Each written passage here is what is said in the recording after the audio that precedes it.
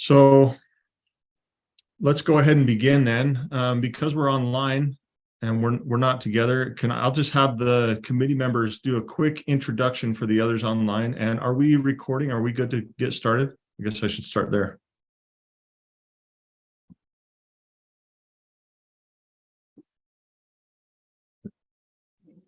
Jerry, are we good to go?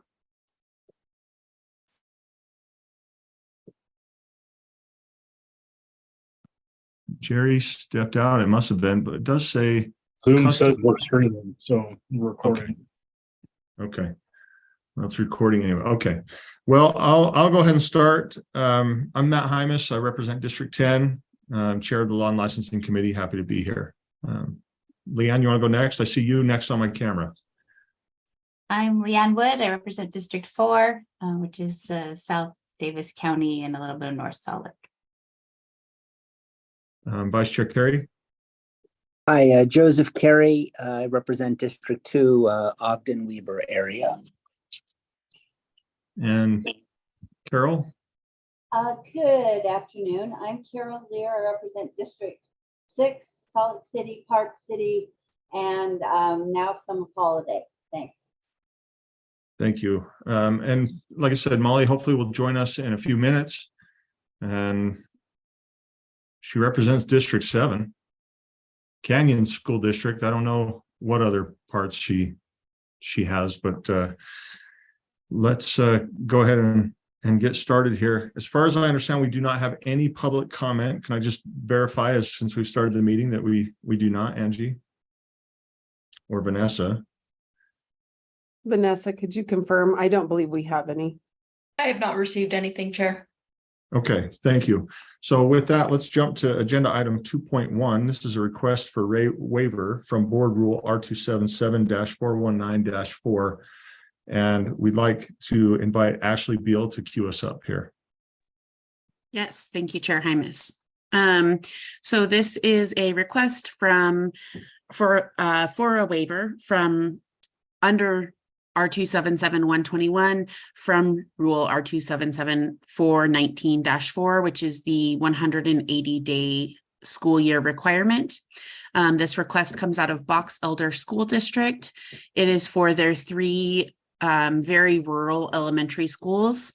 I had mistakenly told the committee that previously that one of the schools had been on the waiver previously and 2 were new, but that was an error. So one of them has been on since 2021 and 2 have been on since 2020, but they're renewing all together this year so that they get on the same schedule. So all 3 schools have been operating on these 4-day school weeks, at least since 2021. The application provided is very thorough, as the board members will see. These schools are very rural. The grade levels range from having no students per grade to a maximum of 6 students per grade at each of these schools. And they have provided parent, teacher, and student survey data, as well as proposed bell schedules for each school. And I believe Steve Carlson, the superintendent of Box Elder School District, is online and available to answer any questions the board members may have. Thank you. Committee members, what kind of questions do you have, if any?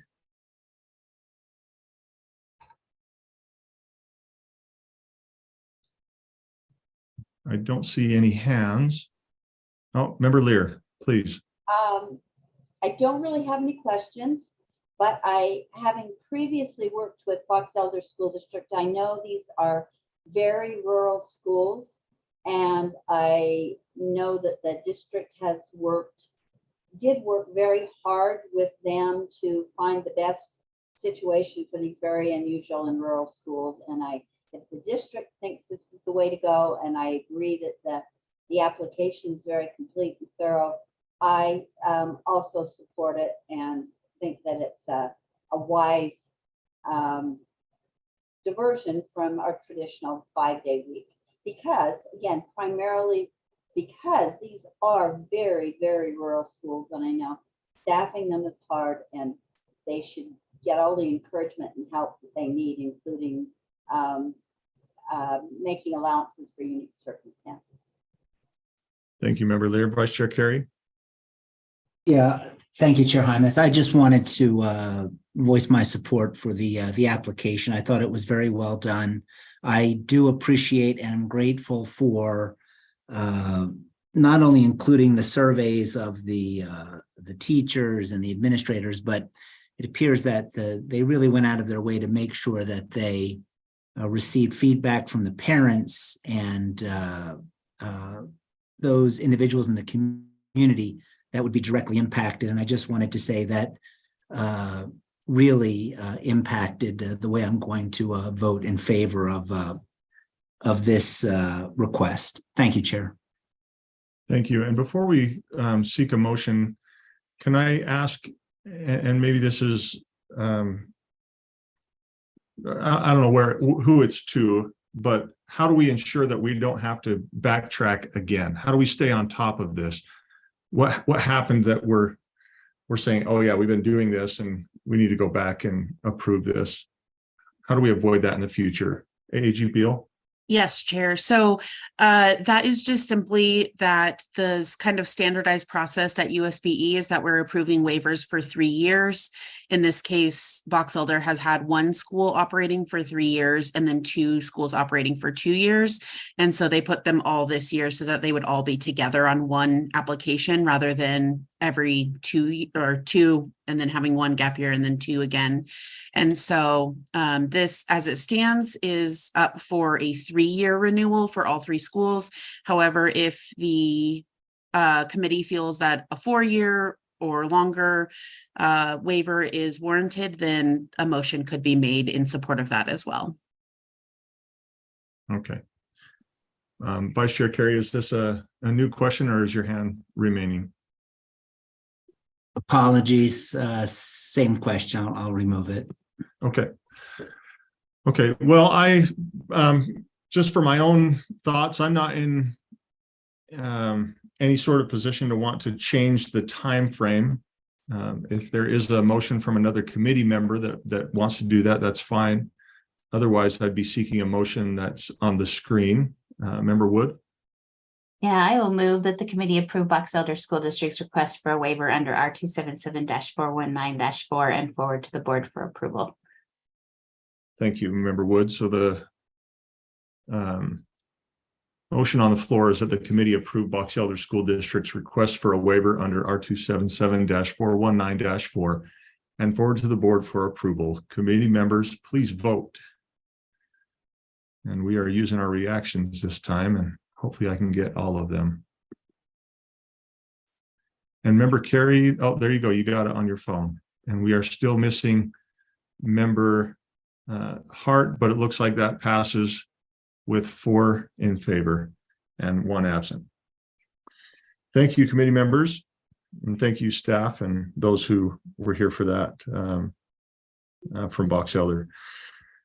Next on the agenda is agenda item 3.1, State Charter School Boards updated processes on expansion requests. And Deputy Stallings, you're going to cue us up for this? Yes. That quick question, Molly just did and said she's not able to get into the meeting. Is there someone that can work with her on that? I see her now.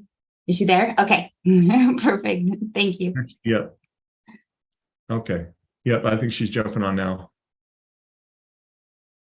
It looks like she's on.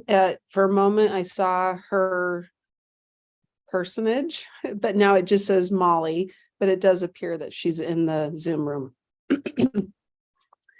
And somebody can let us know if that's not accurate. If not, Chair Hymas, I'll move forward if that's okay with you and provide a little bit of background. Let's just give me one, so we don't see her yet. I'd like her to catch all of this. Maybe she has some background since she's in her natural leadership position. She might have some already. So let's go ahead and move forward. Chair Hymas, while I'm giving the background, Vanessa, I don't know if you saw my text, but it appears for item 3.1, for some reason, the agenda memo is missing. I'm wondering if you could refresh that on Civic Clerk so that the memo appears in the backup with the recommended action.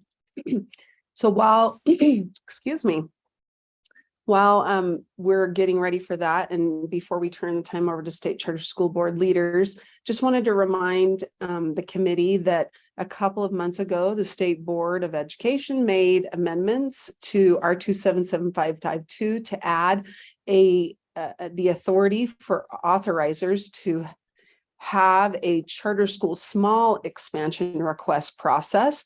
That rule took effect on May 23rd of this year. As a result of that, the state charter school, and I did want to add that at the bottom of the rule, you'll see that the board did state that authorizers did have up to 6 months from the effective date of the rule to submit their updated processes and work towards getting those approved. That's the background for why I believe the State Charter School Board leaders, Cindy Phillips and Marie Stephenson, are here today to share with us the State Charter School Board's process for small school expansions. And so there are three processes. They have a procedure, a policy, and an application. All three of those have been provided, and you can see them in the backup. And at Chair Hymas, at your discretion, I know that both Vice Chair Phillips as well as Ms. Stephenson are available to provide a general overview and answer questions. And I'm also happy to help answer questions from staff about the board rules that apply here. So I'll turn it back to you, Chair Hymas. Thank you. Is there any opposition from the committee for turning time over to the SCSB representatives?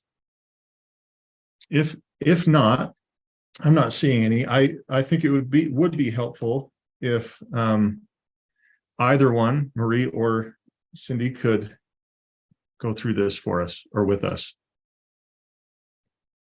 Chair Hymas, if you wouldn't mind, if there's not opposition, I'd like to give a tiny bit of background and then have Marie explain the document more specifically, or take questions. Is that all right? Please. First of all, we want to thank you, Chair, and also the members of this committee for fitting us in on this sort of extra law and licensing committee meeting. And one of the reasons that we're very pleased that you've done that and will consider this is that it's long been recognized, I think, by both the State Charter School Board and the State Board of Education that there's a big difference between a small expansion of, less than or fewer than 50 students being added, and in some cases, and no construction, just a small request. Often these requests help us, a charter school, to align better with the district of residence. And the board responded, the Utah State Board of Education responded appropriately with its amendments for 277552. What we found ourselves as a state charter school board in the position of is sort of having to expedite our own processes in alignment with the amendments to board rules, so that our schools who in a small expansion have an opportunity to submit their applications for that small expansion, their requests for that small expansion by October 1, actually prior to that, so that they can, we would actually as a board need to approve it in September, no later than September, so that they could meet the deadline of October 1 that the state requires for understanding what effect, if any, that would have on funding. The big expansions and satellites are on another timeline of usually a year and a half, so that we still have time to bring our documents for approval to your committee and then to the state board as a whole for the big expansions and satellites. But these small expansions, they'll, if approved by us, if the process is approved by first you and then the board, we would look at those in August and September. And if approved, those would gear up for the following fall. And so I think that what I want you to understand about the history of it is that based on the timing of when these rule changes became effective, we have tried to hurry along our own review process. Our board approved this in a board meeting last week for the purpose of looking at it so that we could meet the needs of a handful of schools who are eagerly awaiting the new process before they could apply for these changes, these small changes in their schools. And Marie Stephenson of the State Charter School Board staff is here to sort of give a little overview on the current status of the process and what we are asking you to approve. Marie? Thank you, Chair Hymas. Yes, so the documents that you received, there is a small expansion policy, a small expansion procedure, and an application. The policy is very simple and references the board rule and make sure that if a school is making this request, that it follows the definition that is found in the updated board rule, and that then they can follow the process and the timeline as established by the State Charter School Board. So it's a simple policy that we would put into place. The procedure, if we want to move to that document, that one gives a little bit more detail. It references the application that a school will complete. Of course, it also says that they need to confirm that they meet that definition, which again is 50 or fewer students, no significant renovations, and no more than one additional grade level. We are also asking the school to provide an explanation of why they need this small expansion, and then to receive signatures from all of their governing board members. And within that procedure, we aligned those to the board rule to show where those things are allowable.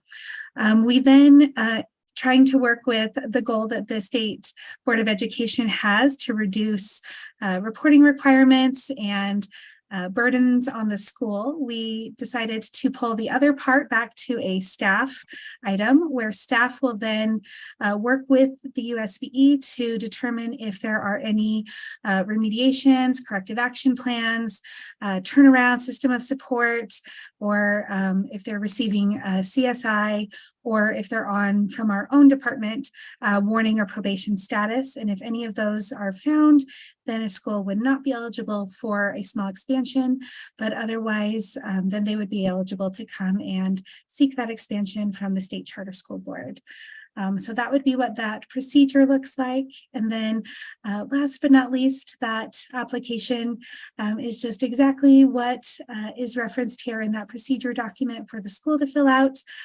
As we have discussed this and shown it to a few schools, they're very excited that it all fits on one neat little page. And so we're hopeful that that works as well with the goal that the state board has to reduce those reporting requirements for schools and gives them that chance to do what's best for their community and for their students, while also meeting the needs that they have as outlined in the board rule. And so if there are any questions, we're here to answer those, and I'll turn the time back to you, Chair Hymas.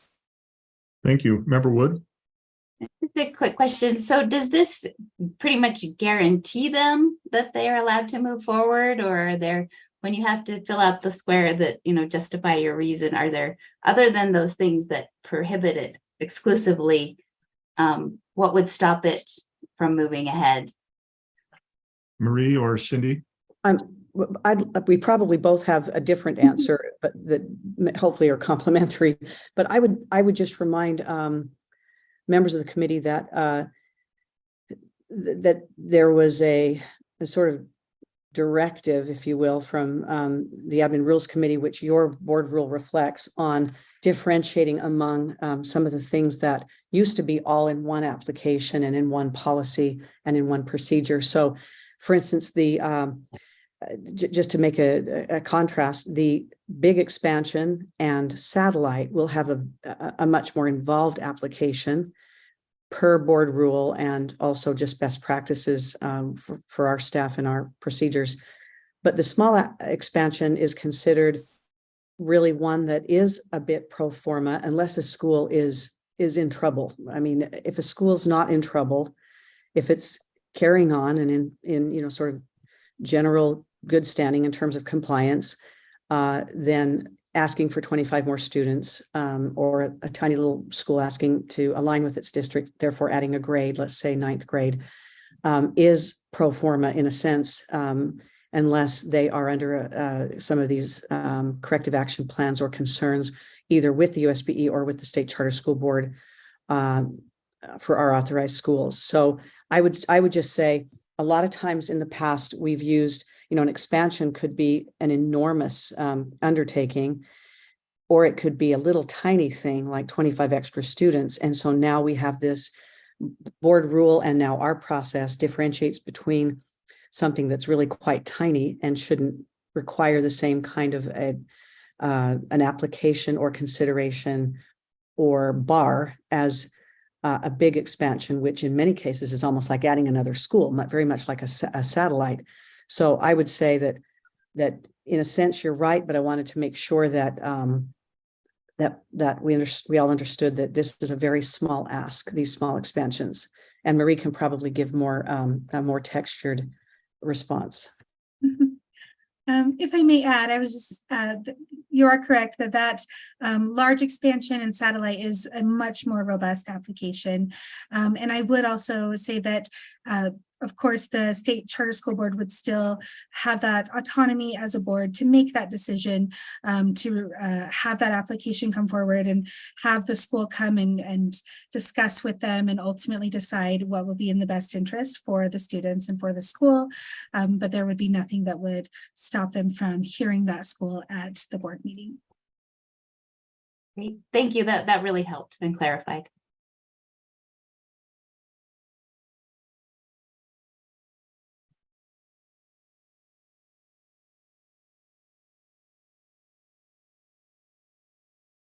Chair Hymas?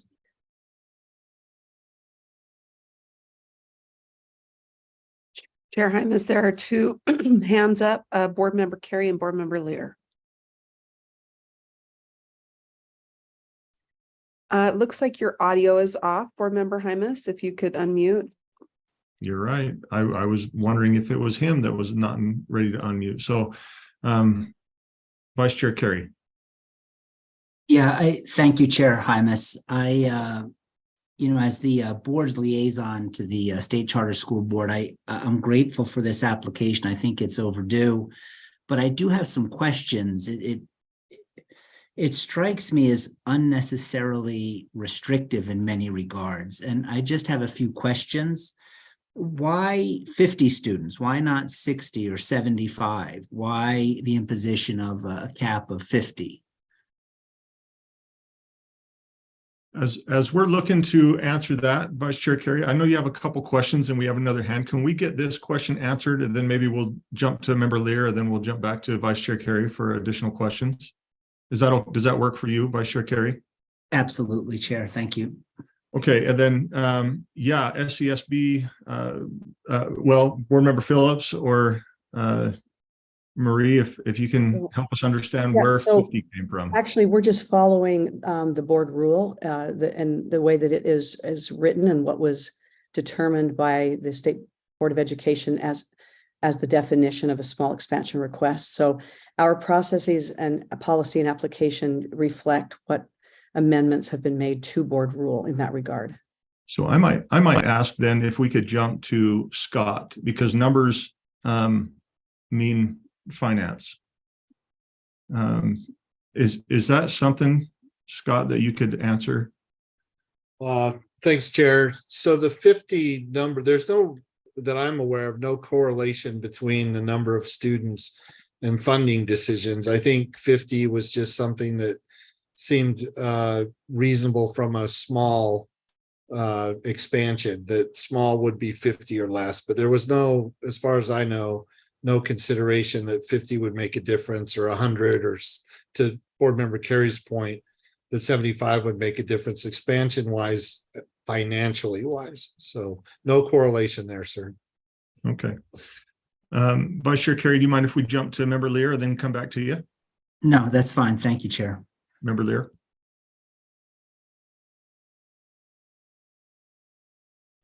There we go. I appreciate the 50 number. In working with school districts and also some charters, I think there is, and I'm not sure 50 is the magic number, but I think it seems reasonable because there are some reasons that fewer students leaving an area being pulled from already existing schools might be more manageable than a larger number. And I think whatever number is chosen is somewhat arbitrary. So in my mind, just having had the experience of working with both charters and traditional school districts in close proximity, I think 50 seems, I mean, and again, it's a little arbitrary and it's a little subjective, but I think that feels like a good number. That was not my point. I've got three really quick questions, well, two quick questions. First of all, how many do you have, and this to Cindy and Marie, do you have schools in the queue ready to do this? Seems like it's a little pushed, but I'm not objecting to it. I think the distinction is a good one, but do you have schools in the queue? We do. And they've sort of been waiting as well for this new process to come down, which of course takes time. You know, it needs to be posted for the public, and your committees and your board need to discuss it.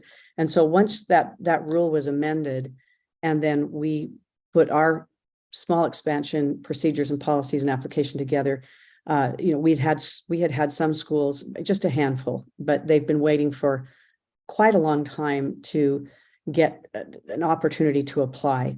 And just to support your point, Member Lear, when you have more than 50 students, like once it gets to 100 especially, you know, and again, I don't know if 50 is a magic number, but when you start getting to that 100 number and larger, then you start kind of, you know, tripping thresholds related to constructions and renovations to accommodate those students and other sorts of things that bring into play other oversight and steps that we would need to have a school take and make in order for us to feel good about approving. And so you begin automatically, because of those steps, to fall into that big expansion category, whereas these little expansions don't require from statute or from board rule a bunch of other things attendant to approval.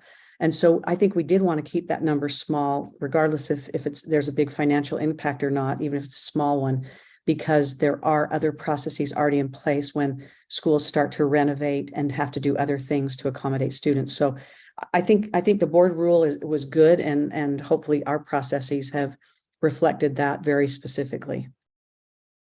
I see, Member Lear, if you don't mind, I see Angie has her hand up. Sure. Thank you, Chair. I just wanted to restate that in R277552, which is the board rule that the board approved in March, and then it went into effect in May, is where that 50 student or maximum is codified. So if the board wanted to change that to 75 or 100, we would need to update that board rule. And again, it was just barely approved by the board in March. And that is why the State Charter School Board's policy and procedure reflects 50. Okay, thank you. Appreciate that. We have Vice Chair Carey with additional questions, and Member Lear, you have an additional question as well. Is that right? Thank you. Okay, Vice Chair Carey, are you going right now, Member Lear? Or are we? Oh, I'll do whichever you tell me to. Let's get Vice Chair Carey back up on the board here, then we'll just kind of alternate. Okay, the other question I had is the requirement that all governing board members sign the document. What is the logic behind or the reasoning behind that requirement? And that's open to anyone that's appearing on behalf of the State Charter School Board. I think I'll take a shot at that, and then Marie, if you have things to add. One of the things we have found over the course of, you know, the 25 years that we've had charters in this state is that very occasionally, and not very often, but occasionally, you'll have an administrator who's aggressive and excited about something like a small expansion. And whenever we as a State Charter School Board don't think that the board of that school has been the mover and shaker on such an important decision, we send it back to the school and we don't approve it. So I would say, in a way, this is preemptive on our part, which it is a strong message to our schools for even a small expansion, that we expect this to be a board initiated and board approved and board supported request. And Marie, maybe you have some additional things to add, but that would be something that I certainly have. I'm glad that it's in there for that reason. Can't we just include that language rather than having these charters, which are already, stretched in terms of capacity, to impose this additional burden? Why don't we just draft language that says exactly what you said and have a member sign off on that rather than track these individuals down? Maybe they're on vacation, maybe they're out of state. It seems onerous, where if your concern is that the board support it, can't we just include that language? Marie, do we have an electronic signature, or is this Yep. a burden? I on was just going schools? to add to that, from our support that we offer to schools, we do have electronic signatures and that sends it out through their emails, and it hasn't been a problem for any of our schools. Certainly if a school expressed a concern, we could work with them on that. But we at this point haven't had any schools that have had a challenge with any of our documents that have needed full board signatures on it. Certainly none that you're aware of, correct? True, yes. Okay, and Chair Helms, I have one more question, but I'll defer to a board member Lear. Let's get member Lear, get her question answered, and we'll jump back to you, Vice Chair Carey. And my question, my second is just a comment. And that is, I am really pleased to see that the charter board is allowing expansions for schools who are consistent with the rules, who are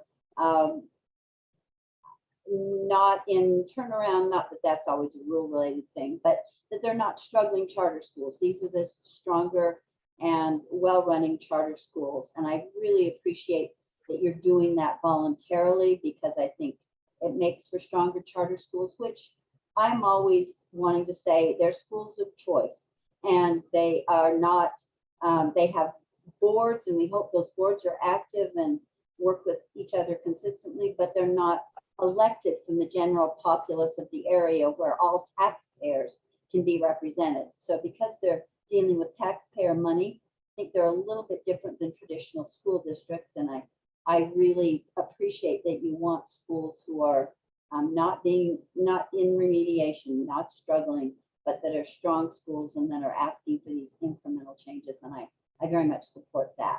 And that's all I have to say, Chair Hymas. Thanks. Thank you, member Lear. Vice Chair Carey, back to you.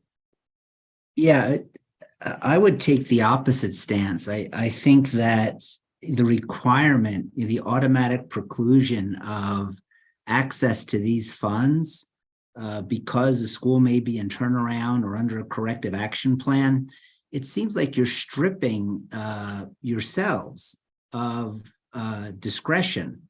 I mean, isn't it possible that a school in a corrective action plan is moving in the right direction, is passing all the metrics that have been imposed? Why would you penalize them for doing the right thing and moving in the right direction by saying, but because you have this title, you lose access to this funding? Why not just keep that under discretion and say, hey, we will take into consideration or assign special weight to these factors, but why in the world would you strip yourselves of that discretion and say, no, if you're in this bucket, even if you're close to resolving it, even if you're moving in the right direction, you're not going to have access? Marie, it looks like you have a response. I do, or Vice You Chair, go ahead, would you Marie, like to and take it? you go ahead, and then I'll add if I need to. Yeah. I was just going to speak to one of the values that the State Charter School Board has is excellence. And it has been something that we've expressed when working with the schools in our portfolio that certainly having a corrective action plan or something that they need to work through doesn't mean that that's going to be where they are forever. And so when we are supporting our schools and helping them to remediate those concerns that they have and working towards that value of excellence, we would like to see that they're putting their time and their effort and their resources into actually getting those things taken care of and corrected, and then coming and asking for additional students or additional space, rather than trying to do that and then needing to take care of those concerns along with it. And so I think it speaks to that excellence value of making sure everything's in order first before seeking to expand. I'd also like to add that, if I may, Chair Hymas, Please. that there are 2 points I'd like to make, and one is that of consistency. Whether it's a big expansion of satellite or a small expansion, in the past at least, the State Board of Education has, I think, rightly included in rule that that we are subject to as the State Board must approve our processes, and they've given guidelines in rule about those processes. That corrective action plans and similar do in fact, disqualify schools from seeking these additional students. And, that's been sort of debated and discussed a lot among Utah State Board of Education members, but I think it's good policy. And when you consider the second point I'd like to make, which is that what we don't want to incentivize is for schools who are struggling in a myriad of ways that Marie has listed in our application, or that has been shown in our application, or the policies surrounding it, that a school can sort of expand its way out of its problems instead of actually addressing them. Typically a school doesn't come under a corrective action plan because it's struggling with enrollment, or it's, a myriad of other things that it's had a lot of turnover in board members. It more often than not is that it hasn't been compliant on some important things, some significant things with Utah State Board of Education rule, and also that it has that its programs perhaps need considered.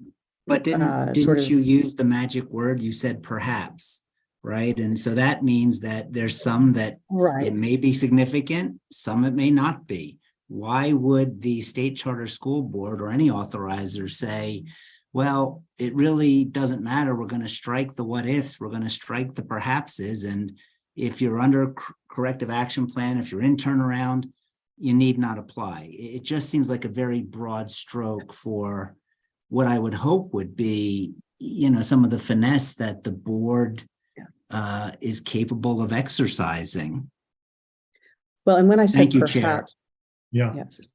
Yeah. And when I said perhaps, really what I was meaning was I'm not sure why a school would be under a corrective action plan. Those were some examples, but there's no perhaps in the sense that if they're under a corrective action plan, it's actually very serious. It's not the same as the things I contrasted it with, like maybe struggling with a little bit of enrollment or some other things. A corrective action plan and the things that are listed as disqualifying school are significant. They're not things that actually the State Charter School Board even has discretion about, with the exception of our own warning and probation, which I would suggest are also not insignificant.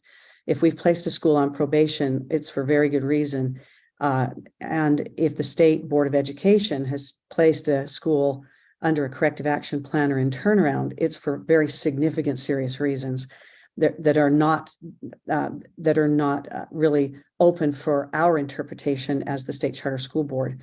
Our own probation is, of course, but I would suggest we would not give us an expansion to a school under probation, under a probation status, a probationary status with our board, because of the serious nature of that. We would want them to put all their efforts into dealing with those deficiencies rather than considering how they can expand, even in a small way. But certainly, I'm a person who's all for flexibility, and I'm also for reducing reports and requirements, which I think this particular application does do. But I do want to reiterate that most of the things on the list that would disqualify a school from asking for a small expansion are very serious. And they only probation and warning are under our discretion as the state charter school board. The others are all under the discretion of the Board of Education. And from my understanding of how those work, and from my knowledge of what schools are put under those kinds of corrective action plans for, I think even if we were given entire discretion on those, we would be hesitant, if not simply, we would automatically refuse to grant a small expansion, because those are such serious concerns that those schools are operating under. But Member Carey, I guess you're vice chair of this committee, so I want to call you Vice Chair Carey. I'm always open to your ideas and your suggestions. Well, I see Member Lear has her hand up, and Member Lear, if you don't mind, I'll ask a question. I've been waiting patiently. If that's okay? So a couple of thoughts. First, we had a conversation a few months ago about incentivizing charters not to take on risks, and it sounds like this would do that. So there are charter schools who have purposefully taken on the bottom 5%, that have taken on kids that there are nowhere else to go. And so we're saying in this application or this procedure that you cannot help out any other kids other than the ones that you've already been approved to help. I would love to see a school like, I'll throw the Roots Charter School, because we use them a lot, right? Spectrum Academy, who are doing a lot for those kids who are struggling. I would love to see something other than where they are now in West Valley. There's need there. And so whether it's small or large, or if a school just wanted to expand and we're saying, well, because you're in this CSI, which they're probably eternally going to be in there, we're tying their hands. And then we're telling other charters or other parents, don't even try it, because if you get approved, there's no way you're going to expand or help other kids. So that's a concern to me. I'd love to see addressed somewhere in this procedure. The other thought that I had is we asked the question about 50 or fewer. What would be the problem? And maybe USBE staff can help me answer this and understand this. What would be the concern if we just removed that? So it doesn't have is for 50 or fewer students, because there's got to be flexibility depending on the size of the charter. We have most charters, I believe, are in 400 to 700 student range. We have fewer in the thousands, and then fewer in the 2000s, and then we have our largest in the 5,000, right?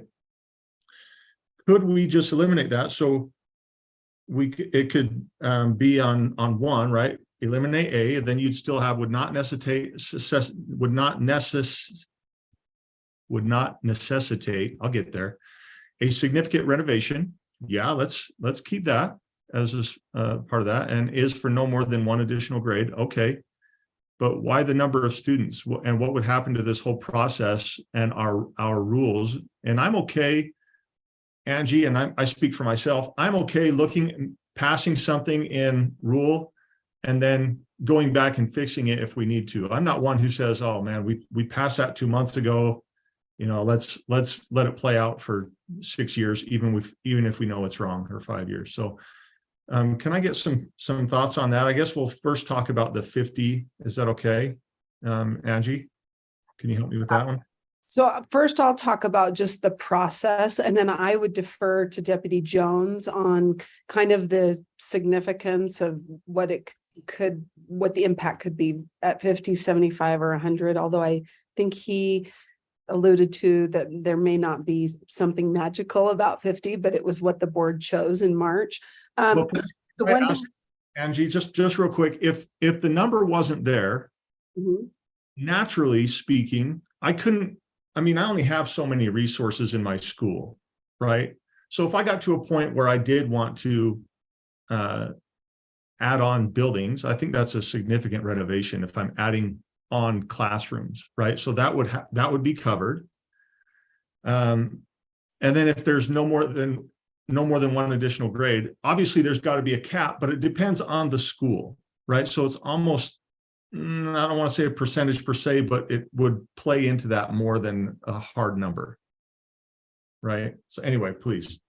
Yeah, no, that makes sense. I mean, I think that you probably have more expertise than I currently do, Chair Hymas. So I would defer to you and Deputy Jones. But one thing I did want to mention as far as the process and the timeline, given where we are today, the current agenda item before you is really specifically about the state charter school board's processes, application, et cetera, which they drafted to be in compliance with our board rule. So R277-552.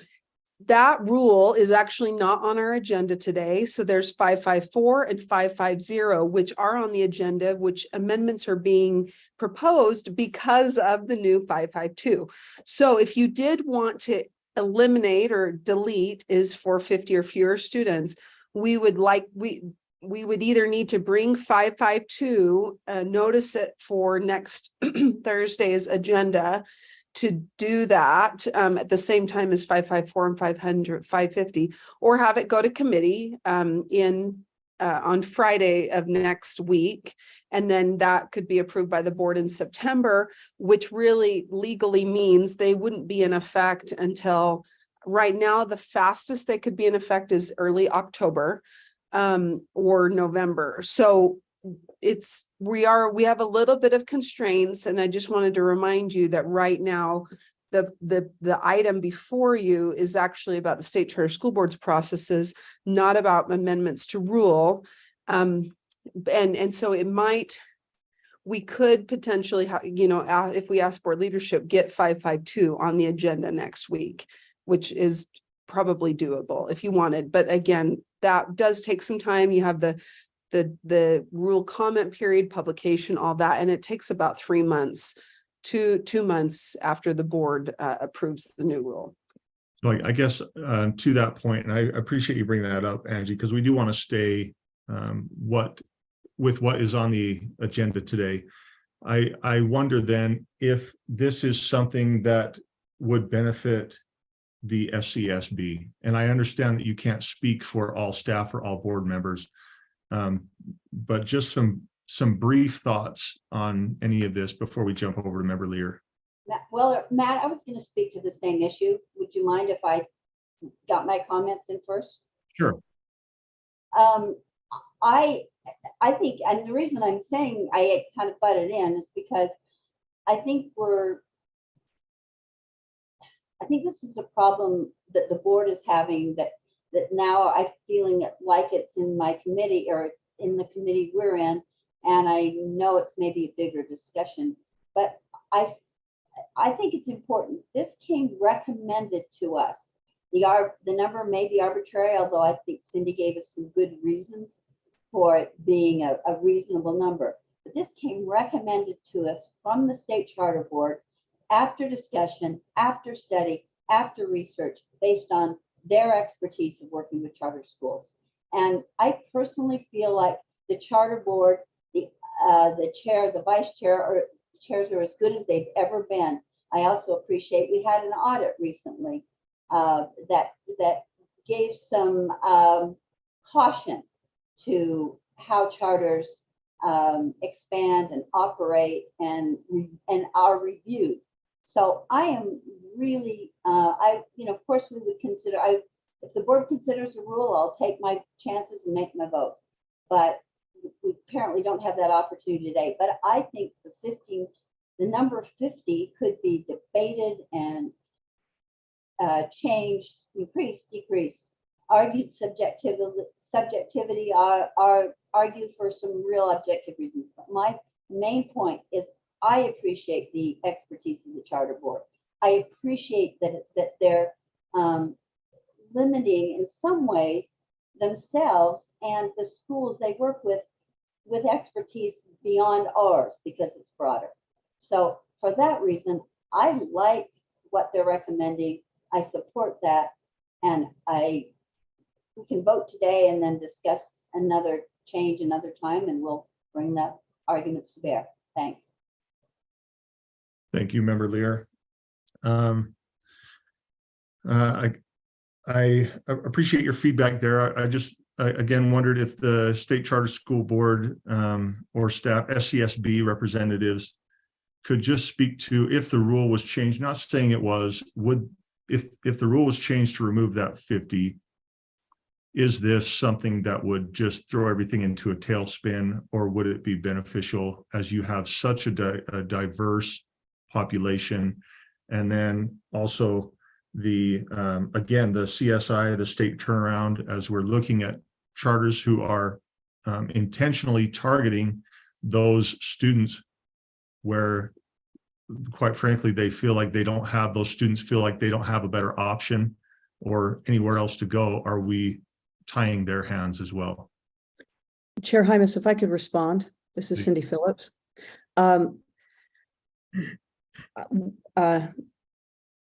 You make some excellent points, particularly that last one. I think that there is some wiggle room in between 50 and 100 students. My concern would be that these are small expansions and that they are different from big expansions, and that there will be, and we will be bringing to you a big expansion / satellite process application and policy, which would allow for schools that want to have a bigger expansion, even if it doesn't require renovation, but does require some significant state planning and other kinds of plans.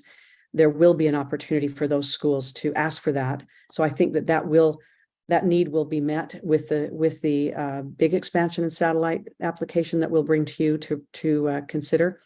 But as far as the small expansion goes, I do think that your point about making sure that we're not disqualifying or discouraging or disincentivizing schools that are serving underserved students from applying is a good point. But I would make this one plea today, because as board rule changes, we always adjust our policies and practices and applications accordingly.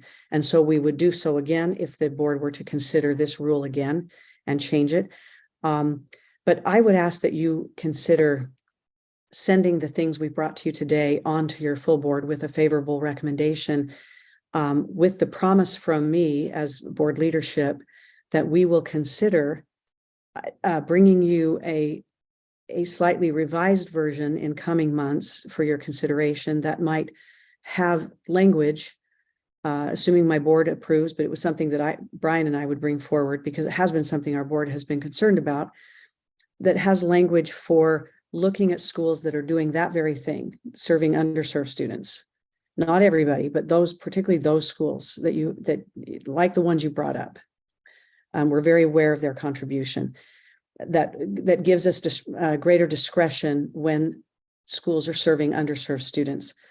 The reason I ask for you to consider, in spite of the fact that we may need to adjust it with that language to bring it forward, it is twofold. One, the schools that are considering asking for this small expansion have been waiting for quite a while for your board rule to get approved and become effective, and then for us to respond accordingly.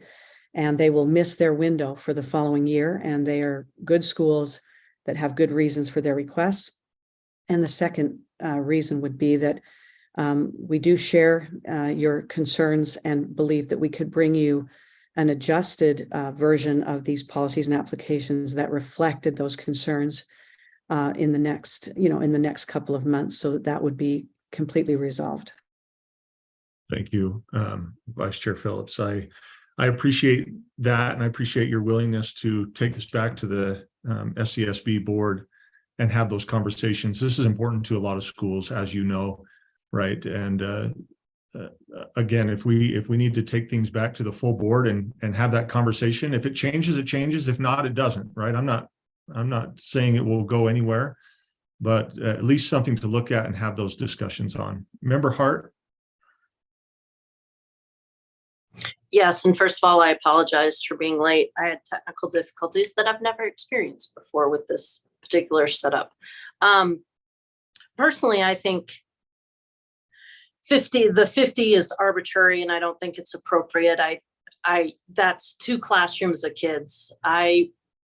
Even in my own tiny school, I did some adjusting and I wouldn't ever just add 2 classrooms. I would add, 3 classrooms is still a small adjustment. I mean, so I do want that item back on the agenda. That would be my personal preference. But I also think that this needs to move forward. And so I'm ready to make the motion. Please. I move that the committee approves state charter school boards authorizer procedures, including the small expansion procedure, policy and application, and forwards the process to the board for approval. Thank you, Member Hart. The motion on the floor is that the committee approves state charter school boards authorizer processes, including the small expansion procedure, policy and application, and forwards the process to the board for approval. Any discussion to this motion? I do want to just briefly take a second to say I understand the position that the SCSB is in trying to accommodate 2 different entities, right? A very hard-headed USBE, and I speak of myself, of course, and trying to do what's best for schools. And so I appreciate your patience with this. I can speak in favor of this, but I do agree with Member Hart that we need to relook at this and we need to see if there's a better way. And what comes of it, unfortunately, SCSB, you'll have to deal with, right? But we are very confident in your ability to think of your charters, both big and small. So I will speak in favor of this. And I would like to add to that, even if we did change that rule, they wouldn't have to change their procedures if they don't think it's right. I just think our rule limits them arbitrarily with no good reason that I've heard so far. So I'm not saying they should. I'm just saying there shouldn't be constraints where there doesn't need to be constraints. Thank you, Member Hart. Vice Chair Carey. Yeah, I'd just like to speak in favor of Board Member Hart's motion. I was going to vote against this. I believe it's unnecessarily restrictive on the state charter school board. I appreciate and I value Board Member Phillips and her direction on that board. And I do understand that she is walking a tightrope in many situations and circumstances, and she navigates that expertly, and I'm grateful for her leadership on the state charter school board. But I think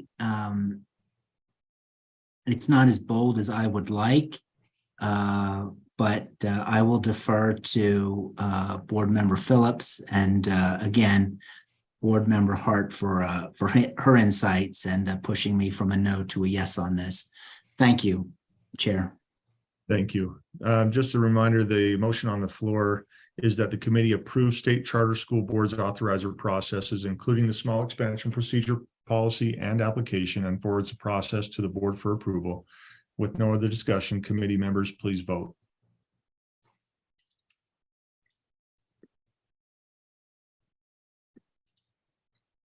I see that passes unanimously. Thank you. Thank you, Vice Chair Phillips and Director Stephenson.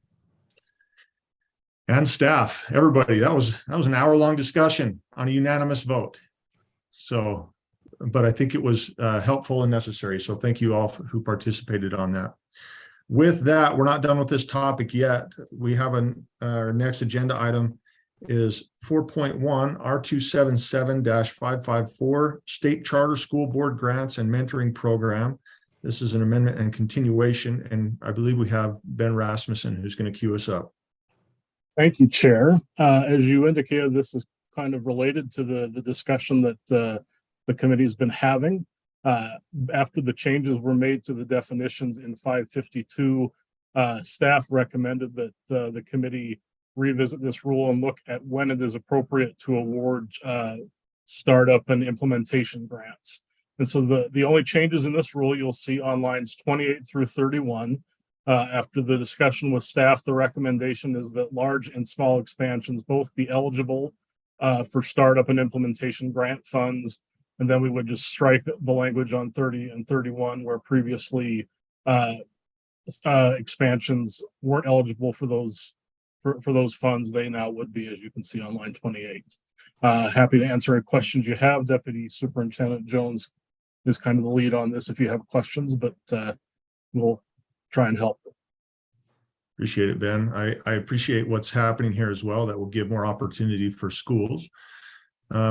I don't see any hands. I would entertain a motion if there are no questions.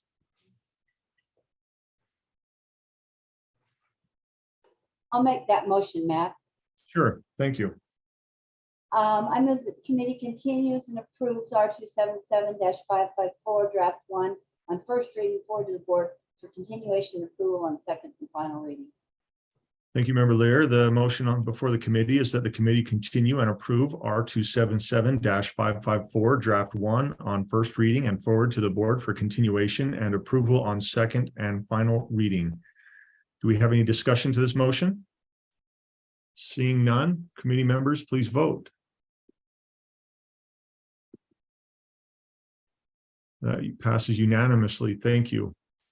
Let's move on to agenda item 5.1, R277-550, charter schools definitions. This is an amendment and continuation, and we'll turn the time back over to Ben to cue us up. Yeah, thank you, Chair. So 550 is our definitions rule for all of the 6 or 7 rules that deal solely with charter schools. And what we are attempting to do here is to make this rule consistent with the definitions that the board adopted back in March that have been discussed in 552. So if there were a desire to change those definitions for large and small expansions, the committee could make an motion to address that here, but then we'd have to bring 552 back to make that consistent.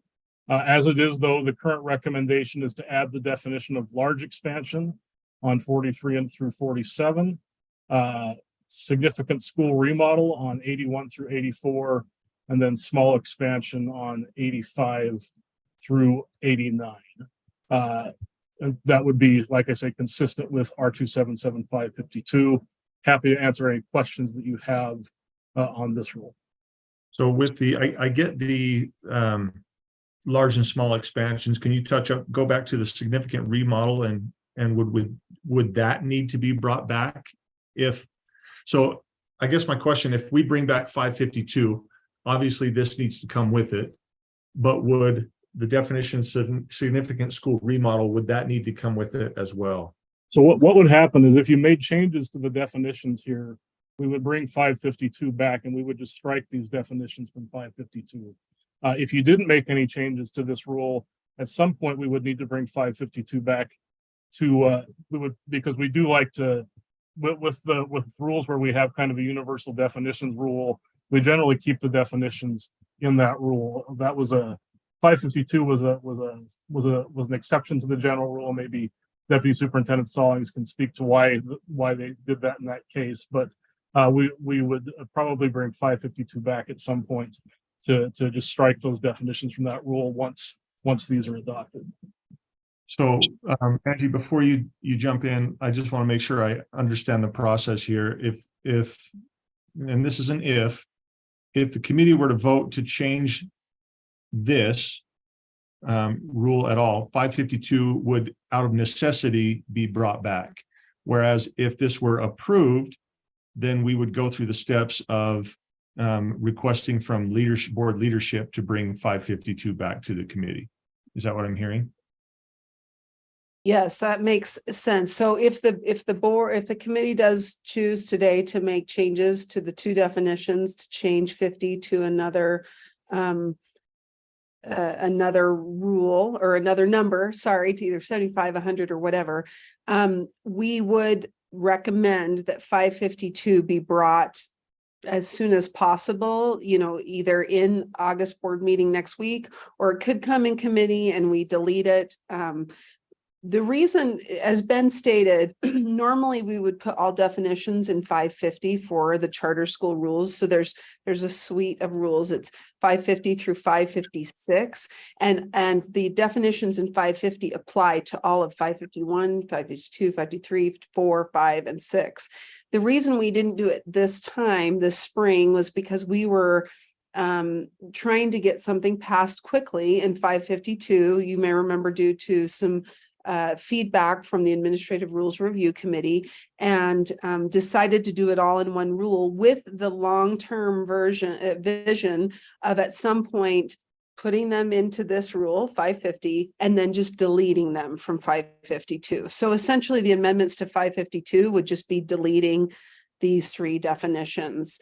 And instead, whenever the word small expansion is in 552 or significant school remodel, you would just refer to the definitions in 550. Member Lear.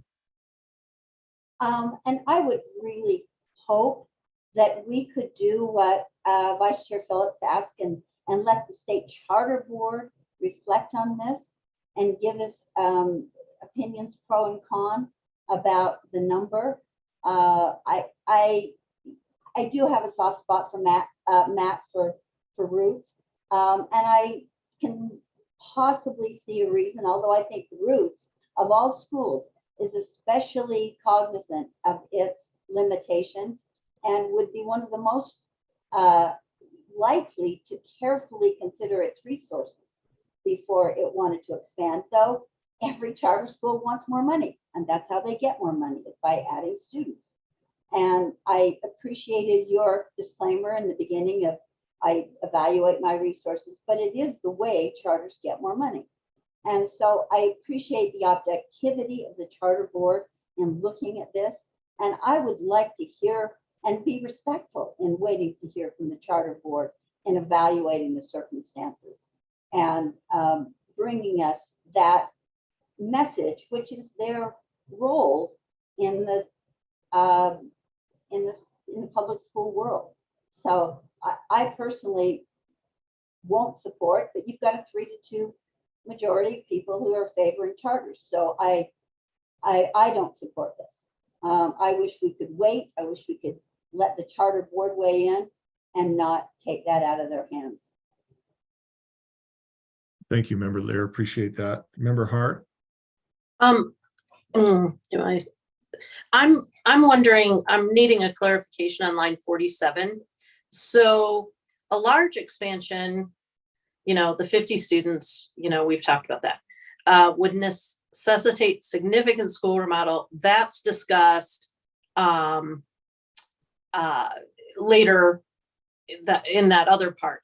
For C, are you saying, so take, for example, we have a program that rents some space from our building. If they were no longer renting space, I could theoretically add another classroom for first, second, and third grade. Does line 47, is that referring to adding, say, if I wanted to add 6th grade to a K5, or is that talking about if I were adjusting first, second, and third? Does that make sense? It does. Would you like me to answer? Yes, please. Well, Yeah. Chair? Yes, please. Yeah, you're good. It is. It's the earlier, not the latter. So it's when you have a K5 or K6 and you want to add 6th or 7th. It's not adding an additional classroom. So like if you had 3 classrooms and you want to go to 4 of an existing grade, that's not what we're referring to in C. Okay. When you're going from, say, a K6 to a K7 or a K6 to a K8. Okay. And then if we can scroll down, whoever's driving. Oh, and board member Hart, just to clarify, it's if there's more than one grade. So actually you could go from K5 to K6, but you wouldn't be able to go, say, from K6 to a K8 because that would be 2 grades. Sorry. Gotcha. So Yeah. this small No, that expansion could still be adding 1 grade, just not 2 or more. but it could be additional classrooms to multiple grades. As well, yes, that And would, my second question, if we could go back to the bottom where it talked about, I have a little bit of a little bit of heartburn with when we say if it requires a building permit, that is by definition a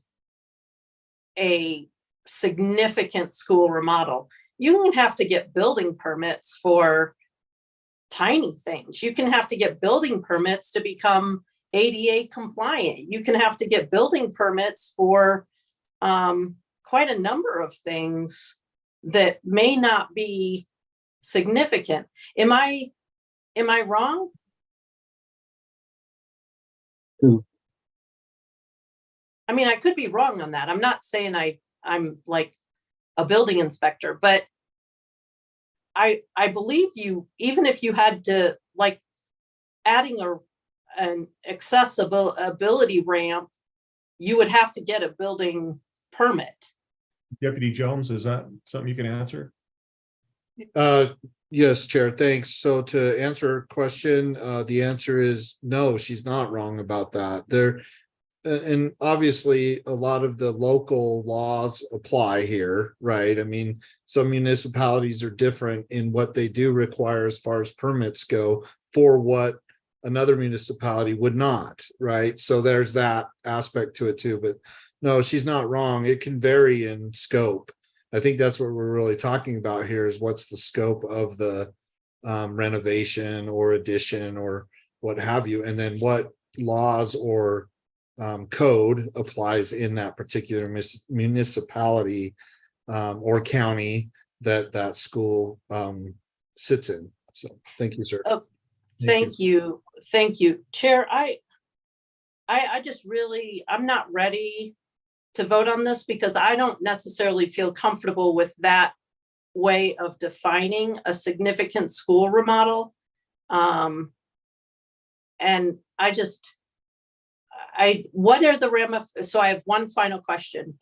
What are the ramifications if we do not, again, and I'm sorry, Mr. Rasmussen, if we do not move on this particular item?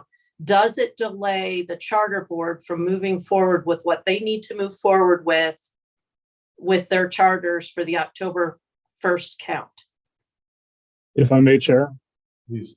I think the main concern is that they're waiting on approving some requests until there's finality here. If there were a bunch of changes made to these definitions, that could delay things because they'd want to make sure there was certainty there. Deputy Superintendent Stallings, do you want to add to that? yes, and I'll answer the two questions. So the number one question I think that I heard Board Member Hart is if this committee takes no action on 550 today, is there an impact? The answer to that is no, because these defined terms are already in 552 and they're already in effect. So then the second question, though, that is, if you did want to take action on these defined terms, you could do that today.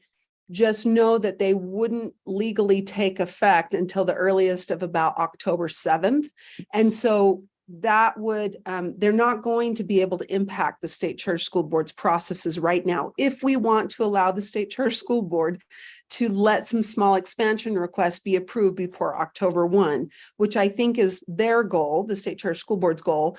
And the processes that you approved just a moment ago in agenda item 3, it sounds like those will move forward. And I think what we just needed to do was separate the two issues. We've got the State Charter School Board's processes, which were created in alignment of the existing law, that then, of course, you all have the authority to make changes to the law.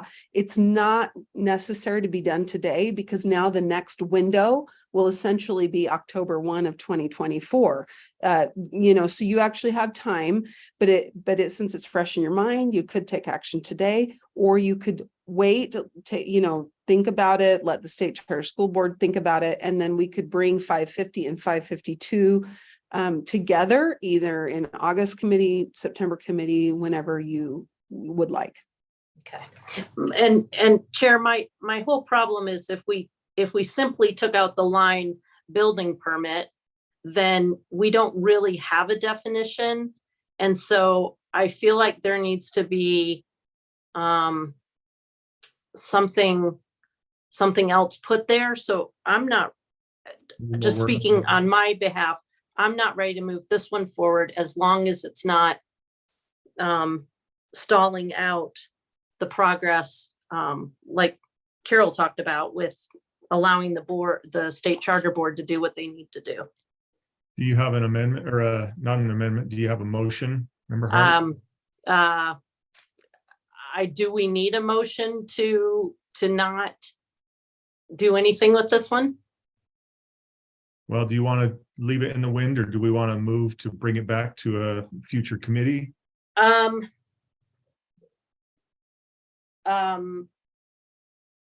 think if we do nothing, correct me if I'm wrong, staff, if we do nothing, then we do nothing and it just sits.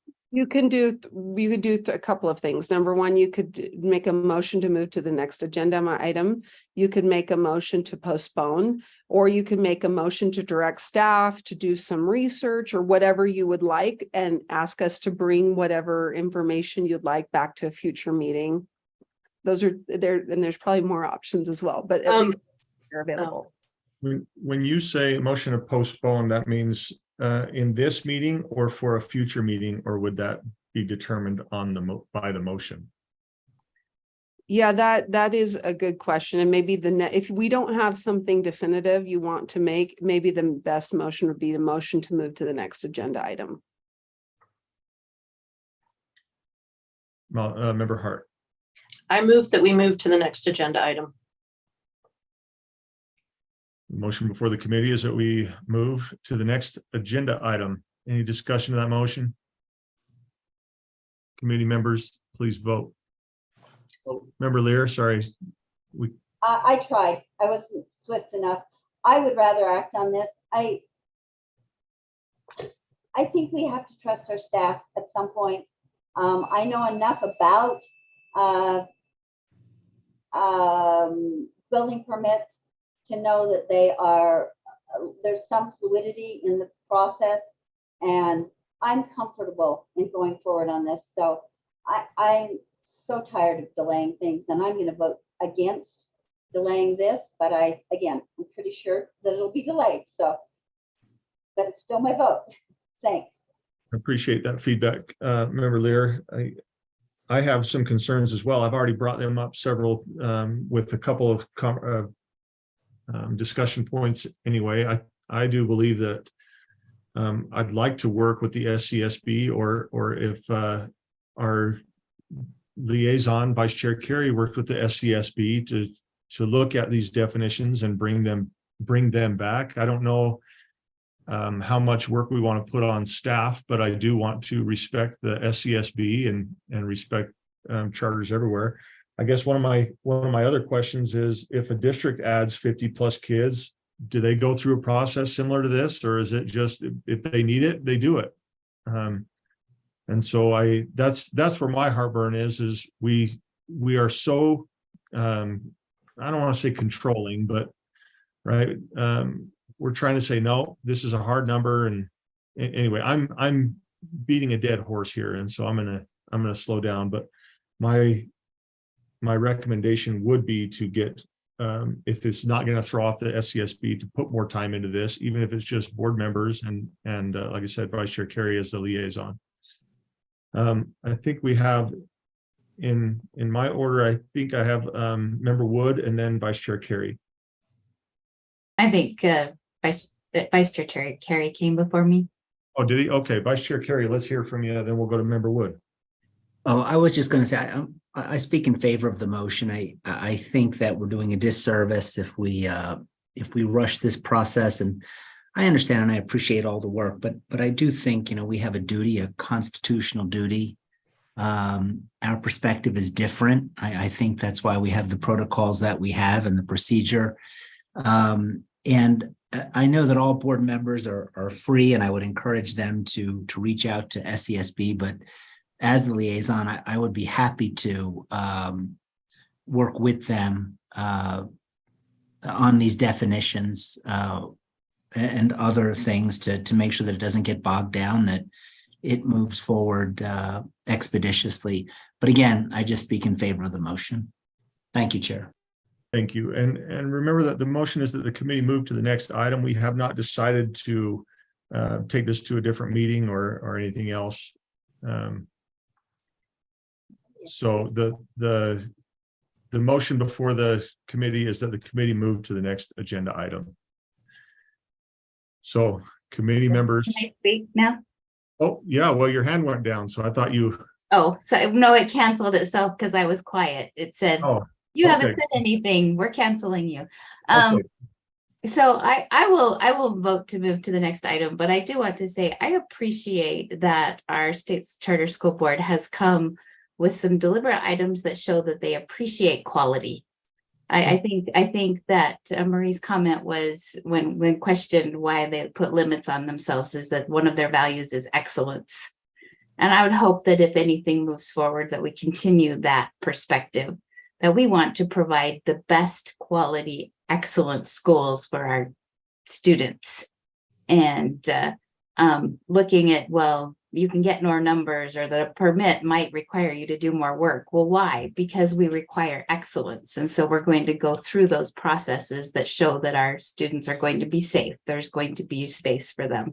So I will vote for this, but we'll be looking carefully for that quality when it comes back, if it does. Appreciate that, Member Wood. Seeing no other hands, the motion before the committee is that the committee move to the next agenda item. Committee members, please vote.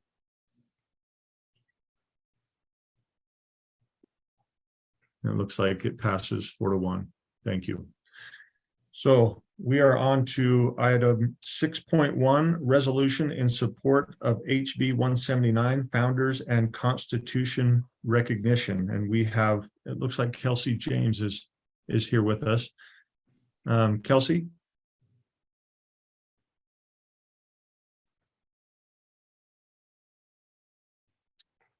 Or Chair Hymas, would you like me to give some background? Or I've got Kelsey on here and then Ben second. So if I- Ben wants I can queue it up. I'm not sure if Kelsey was planning to do that. Chair. oh, go ahead, Ben. Okay, so thank you. So this is a follow-up to the discussion on this resolution that the board had during its last full board meeting. There were obviously a number of amendments proposed and a lot of discussion to this resolution at that time. And so it was referred to committee. So this is just a follow-up to this, to give this committee an opportunity to discuss what that resolution should look like and make motions on that if necessary. Thank you, Ben. And this may be unconventional, but I have invited Member Bogus to join us. When we sent this back to committee, I want to give a special thanks to Member Wood and Member Straight for working on this, and whoever else worked with them.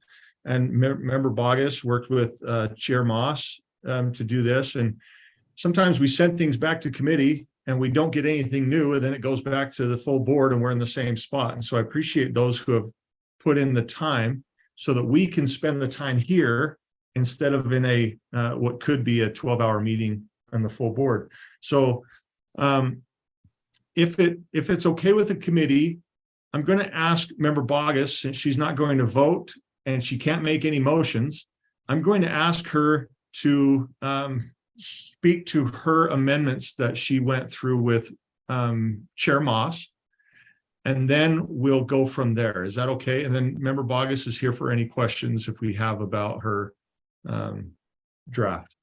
Member Chair, Bogus? I Yeah. just have a point of personal privilege. I guess we're not Robert's rules here, but there's two in the backup. There's two files marked HB 179 2023-01. Are they the same document, or is one newer than the other? This is different from even what I've seen. I don't know when this was on there. Is this the original? I just don't know which one which one will be. So it looks like this one is the original. Member Bogus and Moss.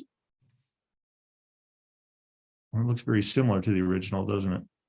I couldn't see a difference, but I haven't gone through page by page. That's why I'm asking. Yeah, well, it's a great question. Great question, but I believe they're the same. Okay.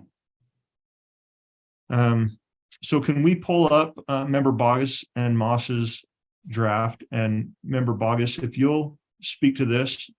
Yeah, I Uh, can speak to it very quickly. Thank you, Chair. And I appreciate, first of all, Chair Hymas, I appreciate the opportunity to just speak briefly. I do notice that there is a difference, a pretty significant difference here. When Chair Moss and I sit down to go through this, one of the things we tried to do was create a unifying voice. So it didn't sound like 4 different people had written a document, that there was a unifying voice. The second thing that we tried to do was not to project. So if you look at, for example, line 7, one of the concerns that I had brought to him was that the original draft had some projection or some language that projected intent or ideas upon the founders that were not explicit in the text. And so it was to really remove that projection and really streamline it down to those Federalist Papers, should that be something the board wanted to include. I don't have, as a board member, I don't know that I have a strong opinion as to whether or not we should quote the Federalist Papers, but I think if we're going to quote them, we shouldn't be projecting intent onto the writers of those documents through that language. As we made our way down through it, I wish that when I email it, it would retain the red line and the green line, but that's okay. If you look real quickly at lines 15, 16, 18, and 19, those were 2 additions that do clearly come through the language of the documents that we see, and the documentation where they explicitly outline everybody's words when you look at those original documents. And those are 2 things that come forth. And then I want to, if we could just go to line 39, I believe it is, where it says, yes, it's actually that it kept the highlight, but it took the text away. So popular sovereignty is something that came about during the course of slavery. It's an idea during the Civil War. It's pre-Civil War, post-Civil War, and it's the idea that slavery could continue into the new territories through a popular vote. And it was also called squatter sovereignty. And we saw multiple people move to different states to actually perpetuate slavery. And then in the modern day, that statement has been retroactively applied to the founders, who greatly argued against mob rule. And I think as a board, we really need to stay away from that language. It's a movement that's been used to advocate for the abolition of the Electoral College. It's been used to advocate for slavery. I think if we're going to be as neutral as we can, we really need to use the language, the role of representative government, the role of free and fair elections, things like that. And so that was something that was super important. There's some other stuff in there. Again, I don't know that I have a strong opinion one way or the other. When Chair Moss and I talked, we really just talked about how, if we're going to talk about principles, let's talk about principles. If we're going to talk about infrastructure, let's be very clear when we talk about that. And then if I could draw your attention to line 99. I think in the state of our educational system today, boy, we have different line numbers. I don't know why I don't know why it does that. I genuinely don't know why it changes through email. I am so sorry, sir. It says now, therefore it be resolved, supports all public schools. So it would be maybe your line 82. Yes. I think the intent of this legislation is not just to teach the Constitution, but or have appropriate programs or anything controversial. We just teach the truth, the good, the bad, and the ugly. And, we had people who revolted against tyranny. They did so in a bold way. And I think through programs honoring the founders and teaching respect for the Constitution is better language that will help our schools and our institutions avoid controversy. And then in the final line, I think those last two lines, and some of this language did carry over into Member Wood and Member Straight's draft, but I think we need to be really focused on informed engagement. Instead of teaching kids to be passionate and engaged, we need to teach them to be informed and engaged. And then the language of civil dialogue is also, I think, been really abused. And so I do like the language spirited but respectful dialogue. And then I do believe the last thing is that judicial activism was ever present in the initial draft of this resolution, where it talked about the Constitution being a living document. And that language is also very controversial among party lines these days. And so I think to avoid that would be beneficial for the board. And so with that, if the committee chooses to go with Member Wood and Member Straits, I think that those amendments would be prudent to keep us in a fair and neutral playing ground.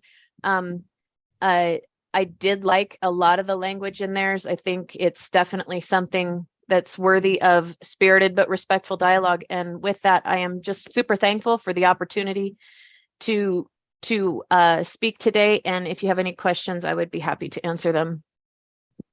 Thank you, Member Bogus, and thanks for speaking to both drafts of yours and Leanne's. Sorry, I just know they overlap. Some of it overlaps. And if they do want to go, if the committee chooses to go to that direction, I do think there are some prudent amendments that would keep the board in neutral ground. I think it would be prudent to ensure that we're not using inflammatory language. We're using language that is truthful and consistent throughout the years and not being retroactively applied. So thank you. Thank you, Chair Hymas.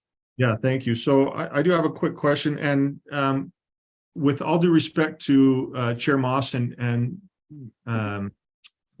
Member Straight, I'm going to refer to them as Member Bogus's draft and Member Wood's draft, if that's okay, for the sake of spelling everything out. Member Bogus, what did you remove from the original draft? If anything, or did you just move things around and add? Is there anything significant that you felt was removed from here?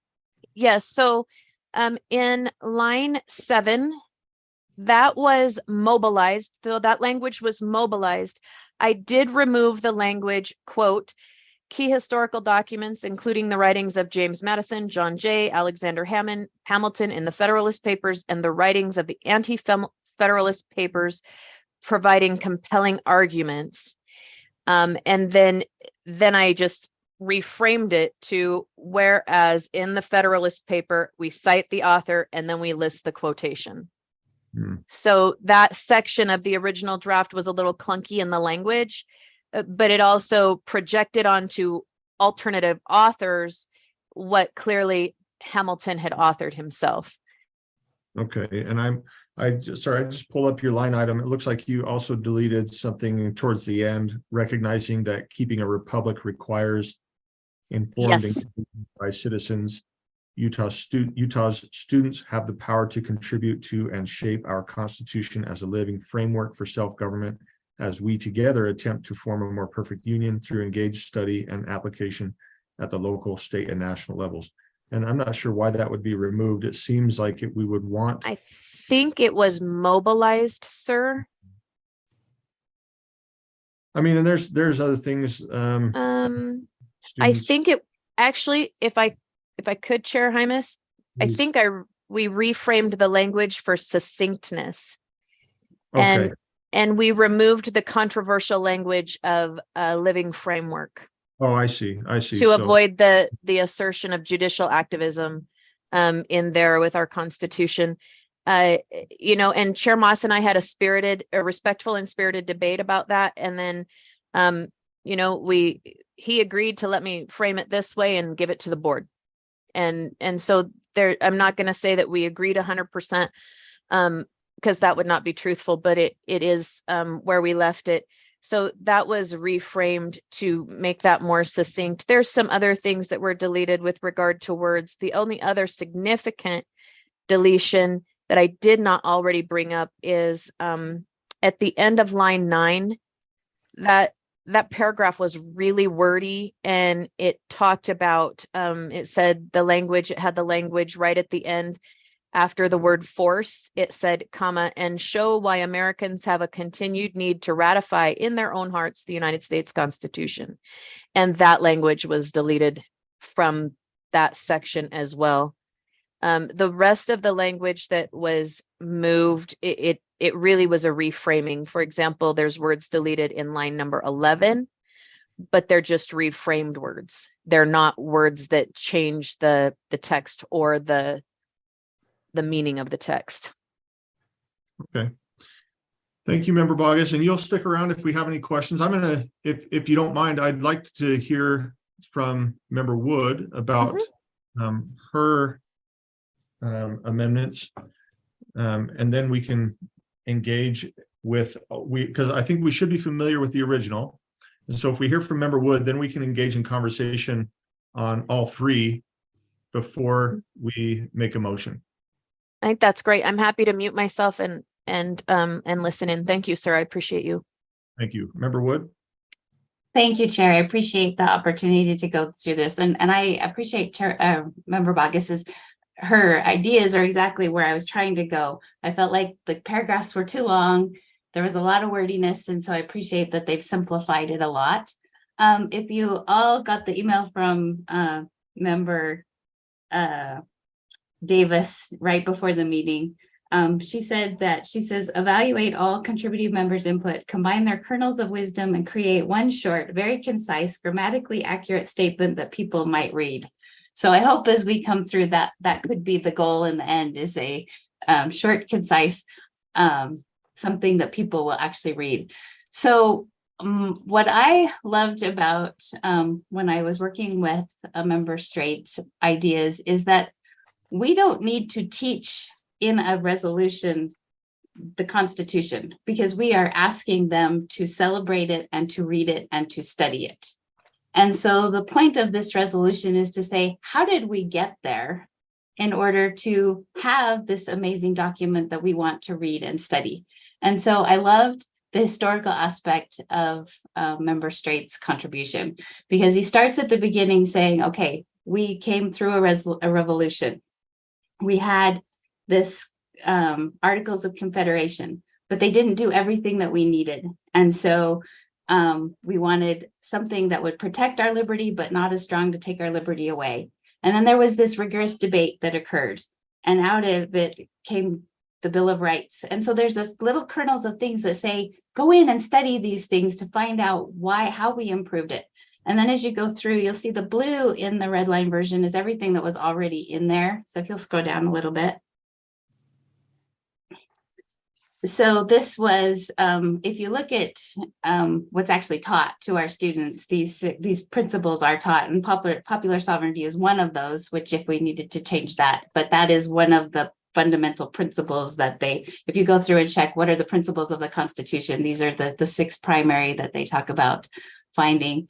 And then the blue is just taking the language that was in the original. And it's starting from a positive perspective of this is where we came to here's the problems that were in the original. Recent research and observation has revealed an increase in distrust and animosity and a decline in understanding and respect. And if you'll scroll up again. And so because of those concerns, we want to improve respect, we want to improve in study, and so we're going to encourage its study and application. And so we start with reading the families. We want families to read, ponder, and support and defend, because if our students aren't reading it with their families and helping understand that, I think that's the bottom line. But then we encourage our public schools, and this is coming from HB 179 and the new statute, observe founders, do the things that need to be done, read directly from our Constitution, and then actually liked some of the changes that were in Member Bogus's down there if we wanted to change. But I think we said through active engagement in the civic processes, so we still use that engagement word.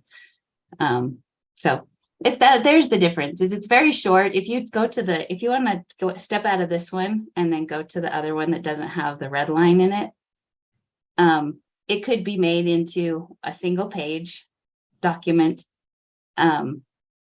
without all the extra drafts and contacts and everything. It's actually fits on a single page.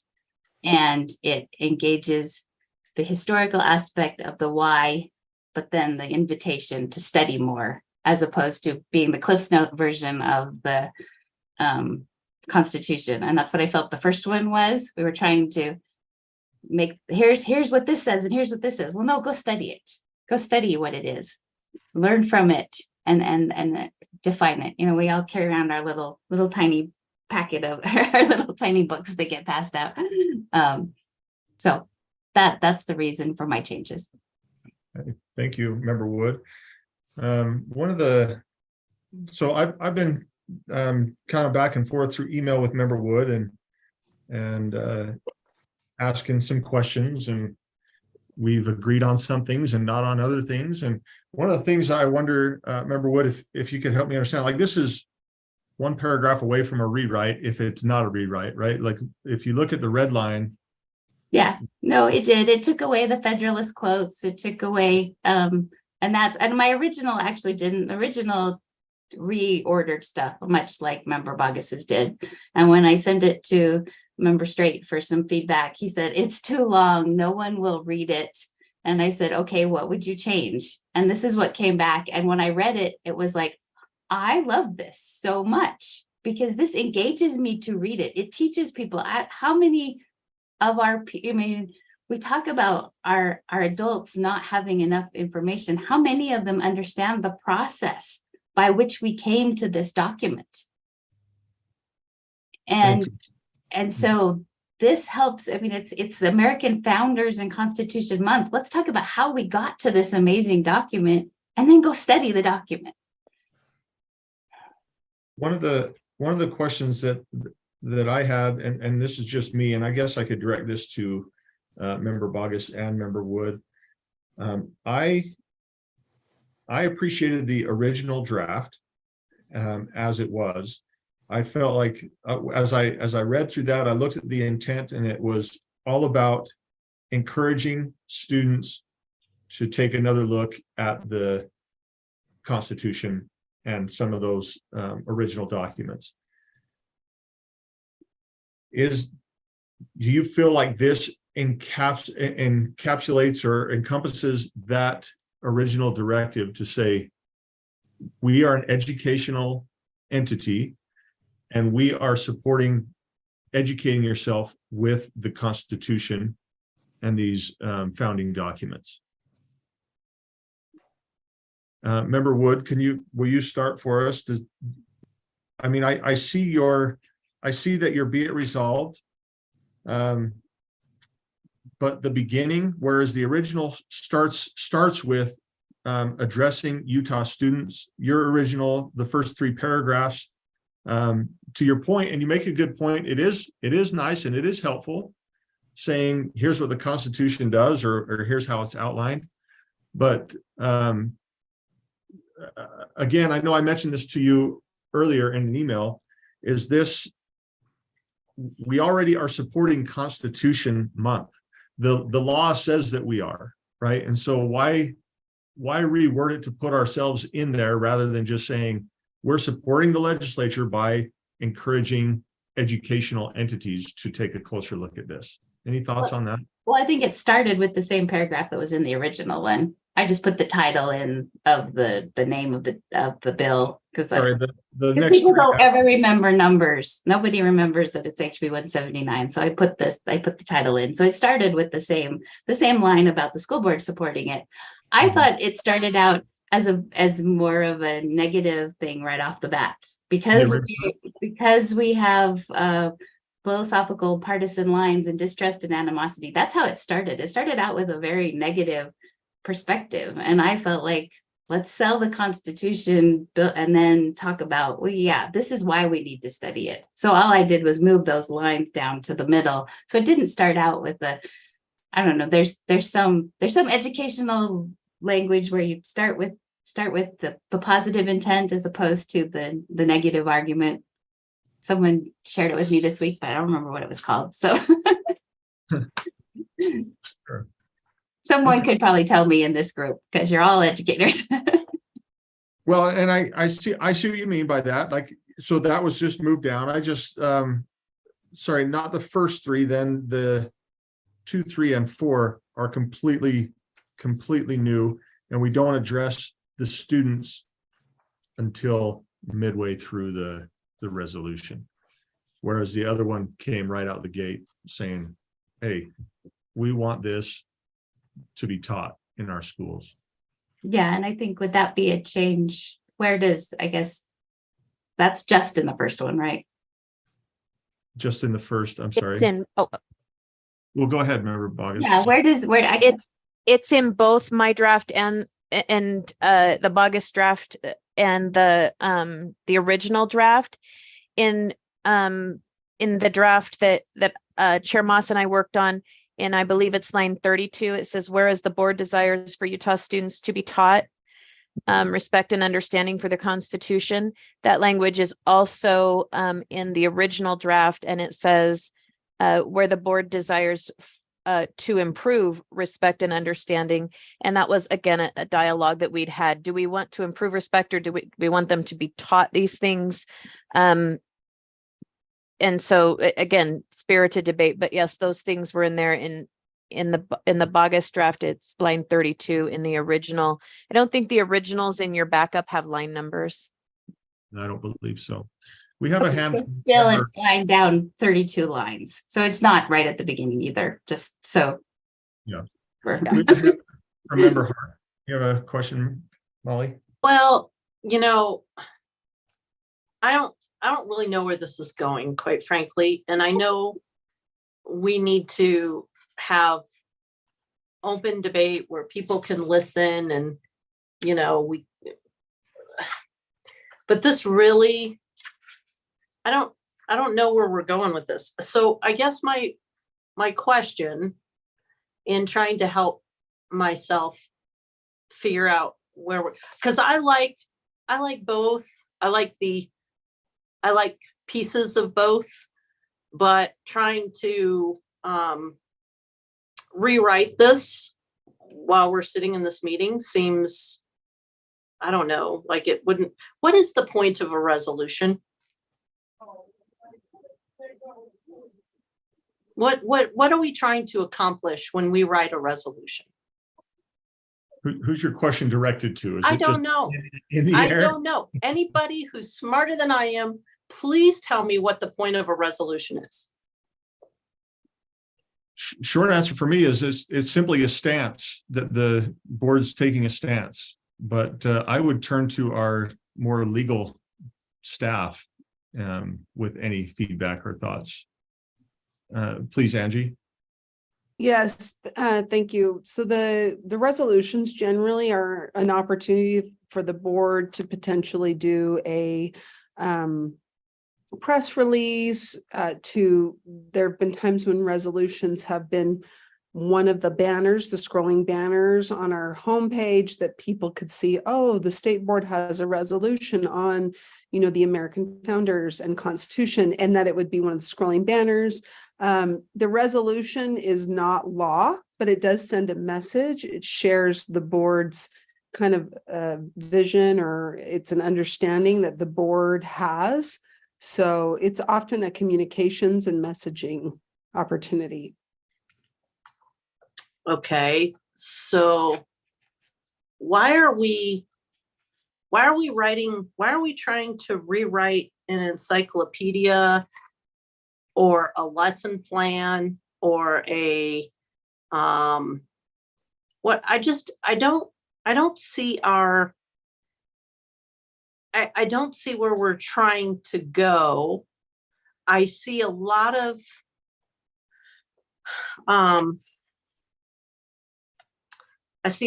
restating the Constitution, restating history. I mean, I don't feel like any of these are actually resolutions. If we are supporting the bill, then support the bill and say, we support the bill and we encourage. I mean, why isn't the short statement that we put in the background a more of a resolution where we are drawing education partners' attention to the importance of the Constitution and quote, invite all Utah school children to read directly from the Constitution and other primary sources and to be taught principles from the Constitution that include federalism, checks and balances, separation, blah, blah, blah, blah, blah. Isn't that a resolution? I mean, what are we thinking people are going to do with this piece of paper? I guess I'm asking my other committee members to help me understand why this needs to be, why we're spending the time on it. And if we are going to spend the time on this, is it for the committee or is it for a study session where we can have everybody weigh in? I'm trying to understand where we're going, why we're going there, and try to figure out how best to get here. I can see this lasting till midnight. Yeah, I had the same concerns. Quite frankly, I was surprised that it got pushed back to committee. Again, the original, in my opinion, does all those things that you had just mentioned. It supports the bill, and that's what the resolution is for. We're not saying it's not a resolution to support the Constitution. It's a resolution to support the bill. So I see a couple of hands up. I'm sorry, Member Bogus, I'm gonna go over you. You're not part of the committee. You're just public at this point. And so I'm gonna jump over to Member Lear. And I would say, I think Molly asked a very, very good question. And I think in my mind and my experience with resolutions is the board often takes the opportunity to say, we really, really, really like this bill. We rarely, and I can't remember a time when we said, we really, really, really don't like this bill. So that makes it doubly sort of beside the point. The bill stands for itself. I have some recollection, maybe wrong, and without being able to toggle between several documents that the board was told or encouraged to pass a resolution on this bill. But we do what we're told by the legislature. We write rules when we're told to. We apparently don't write rules even sometimes if we're told to. But we do what we're told.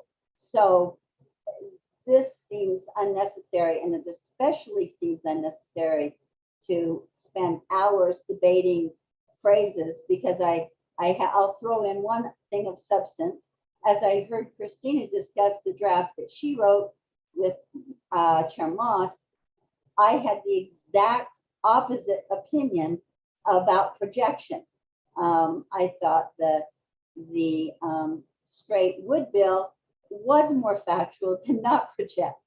I thought that the Moss-Bogus bill or Right, Member Lear, can I get the driver to put the screen back on for us? And I just thought it was a pleasant diversion if you didn't want to listen. So I don't mind it all. But I'm just saying, I think a lot of this is in the eye of the beholder. And we have so much of substance to argue about that saying whether or not we support a bill that is law is really not one of those things we should spend time on. Agreed. I've got hands from Member Carey and then Member Wood. Thank you, Chair. Yeah, I understand, the resolution may not carry the same weight as a rule, but I do think something on the Constitution, it is important to come out and speak with a voice. I would hope it would be a voice that's unified. I've read both. I like both. I think if we were to put Member Bogus, Member Wood, and an AI bot in a room for 40 minutes, we could probably get an agreement, a language that we all agree on. But, a board member just said, we don't take positions on bills that we don't like. And I remember not that long ago, we took a vote on HB 215. And I don't think we couched in terms of a resolution, but nope. This board spoke, and I, didn't support that. I supported HB 215, but I understood the wisdom. At first, I doubted it. Like, why are we taking a position on legislation that's going to pass? And it overwhelmingly did. But, the board is independent and we have our own voice. And yes, we do take our marching orders from the legislature as they represent, the people as a whole, as a body politic. But I do think it's important. And I guess in my heart of hearts, if I had a wish, it would be Member Bogus and Member Wood. I don't think the difference is, and maybe this is naivete, I don't think they're insurmountable, but I haven't been working on this as long as either of those board members. But I do think it's important for the board to speak out and say, yes, we support this day, we recognize this month. And I do think that's significant. Thank you, Chair. Thank you, Vice Chair Carey. And it looks like Member Lear has some clarification. Is that correct? I do, please. I'm sorry. I just want to make sure that my comment was clearly stated. I absolutely think the board should take positions on bills. Very different than after a bill is passed, signed by the governor, making a resolution. So I think that's a very, it's not what I said.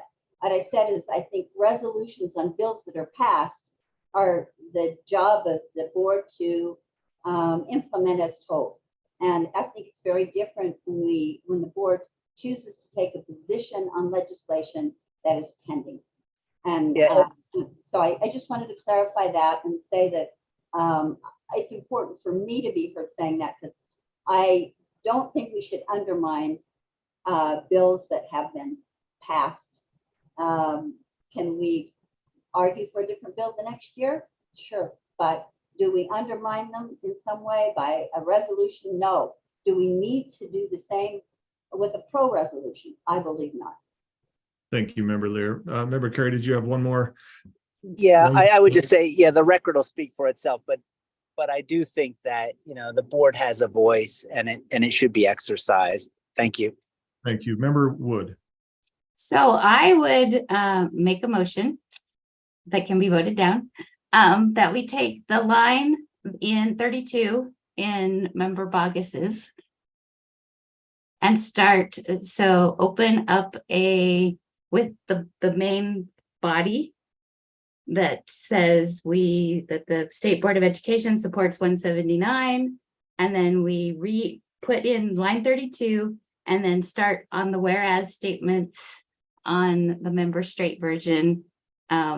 That starts with recent research and observation has revealed an increase in distrust and animosity along the physical and partisan lines, the 2 whereases and the 3 resolves, and maybe amend the last resolve to include Member Bogus's language, and that be our resolution. Can I ask a procedural question of staff?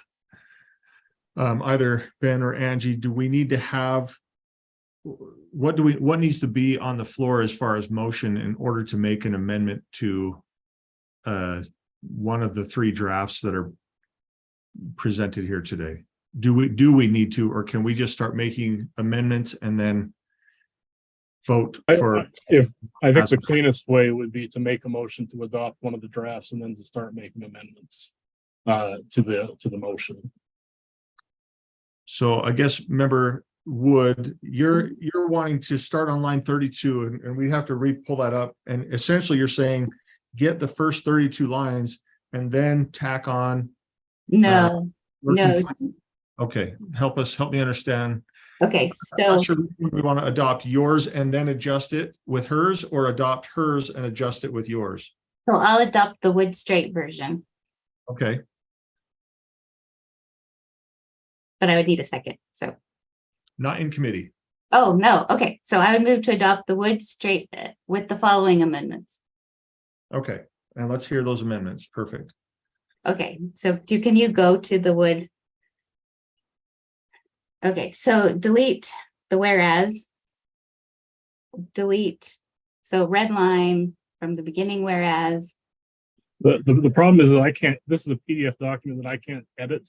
So Oh. I'm not sure how to do this on the fly. Angie, do you have any suggestions there? I could, if you give us a minute, we can copy and paste. I was just trying to download the PDF myself, because we have not received we weren't sent an electronic version, but we can make it quickly. So, Oh, Oh, you weren't? Okay, because I did share it with Sybil as a doc. So it became a PDF afterwards, so. if you want to send it, Member Wood, I think it might be helpful. I may have a. yeah, I think we actually do have an email from Sybil with it. While Sorry. you're pulling it up, can we ask Vice Chair Carey, do you have a question or comment? Okay, I have the doc up now. Let's see. Okay, I'm not hearing from Vice Chair Carey, so we will continue on then. Member Wood? Okay. So you're there. Okay, so delete or just red line from the beginning whereas. All the way down. 1, 2, 3 whereases, keep going. 4 whereases. 5 whereases. Okay, so red line that. So like strike that out. Okay, then create a new paragraph, and I need line 32 from the bogus. Bogus.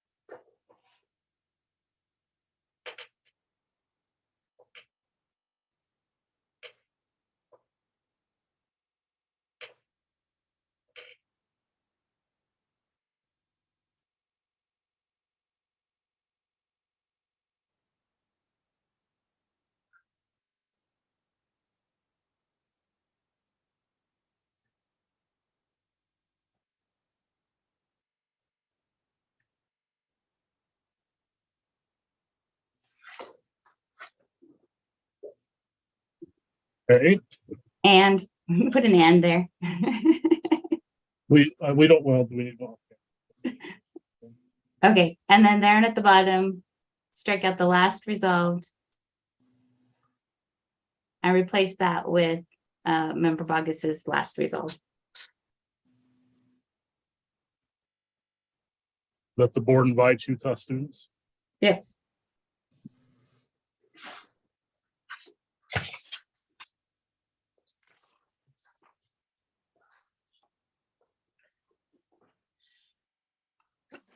Excuse me.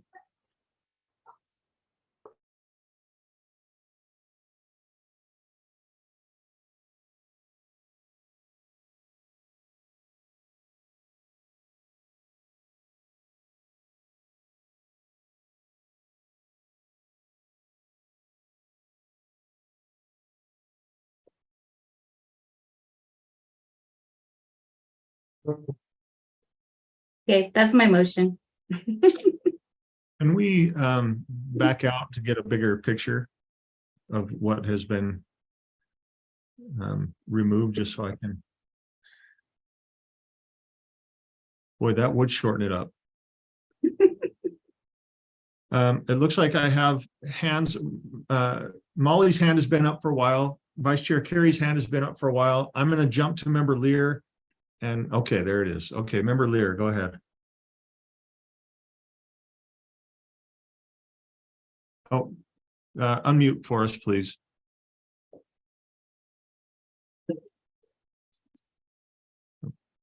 Carol, you're still muted. You had quite the conversation going. I was being so erudite. You would have been impressed. Anyway, I would like to make an amendment, and I don't remember who made this point, but it was and I thought it was an excellent point. Resolved, the board invites Utah students and families to preserve the Constitution through informed engagement, blah, blah, blah, blah, blah. I think that was a very excellent addition in one of the drafts. It's in there. that Actually, remains in there, yeah. in the final resolve is what Yeah, it's the first resolved. It's the first resolve. resolve that invites Utah students to read directly the declaration and other founding documents or the schools. I don't see families. It's at the bottom of page 1. Ben, if you'll zero in on that, the first resolved on the bottom of page 1. Oh, I know I'm having you zoom in and out and go all over the place. Oh, especially families to read content. That is true. That's good. I wouldn't mind re-emphasizing it in both the other places that it says students on the second and third resolves. and we actually have to get rid of the last resolve because it repeats the first resolve, the one I took from Member Bogus, sorry. Then if you folks feel like the families and students aspect has been covered adequately, then I can withdraw that comment. But I did like that comment that either Christina made or Leanne made. I'm not sure which. Thank you, Member So Lear. I'll let it go. It's what I'm saying is it's fine to leave it as it is. Thank you. Can I just ask a question on just words matter, right? And so under this, whereas recent research, we talk about, it says partisan lines and a significant decline in understanding. I noticed that significant was added from the original. Is that? That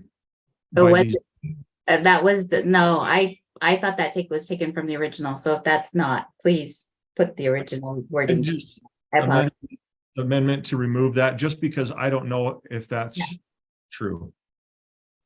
You see where that is, Ben? Sorry, I was working on the motion. What do you like to do?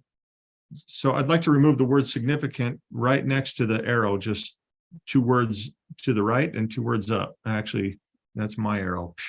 That doesn't help you. So this first whereas here, it says recent research and observation has revealed an increase in distrust and animosity. Oh, no, you were on there. Oh, okay. Yeah. And I just significant, just because I don't know. And one of the conversations I had with some history teachers that I know of, they said it's hard when things aren't factual, if we're just assuming things. I don't know if significant, I don't know if it is a huge deal or not. I'm not going to die on that hill, but I'd rather it be gone. And then the other amendment I would request, can we scroll to the very end? And I would remove the spirited. So I would put in a respectful dialogue. And again, I understand that these are amendments and we kind of went away from processes. I'd just like to know any thoughts on that, or if we want to keep spirited in there. I don't know what spirited means, because that means something different to everybody.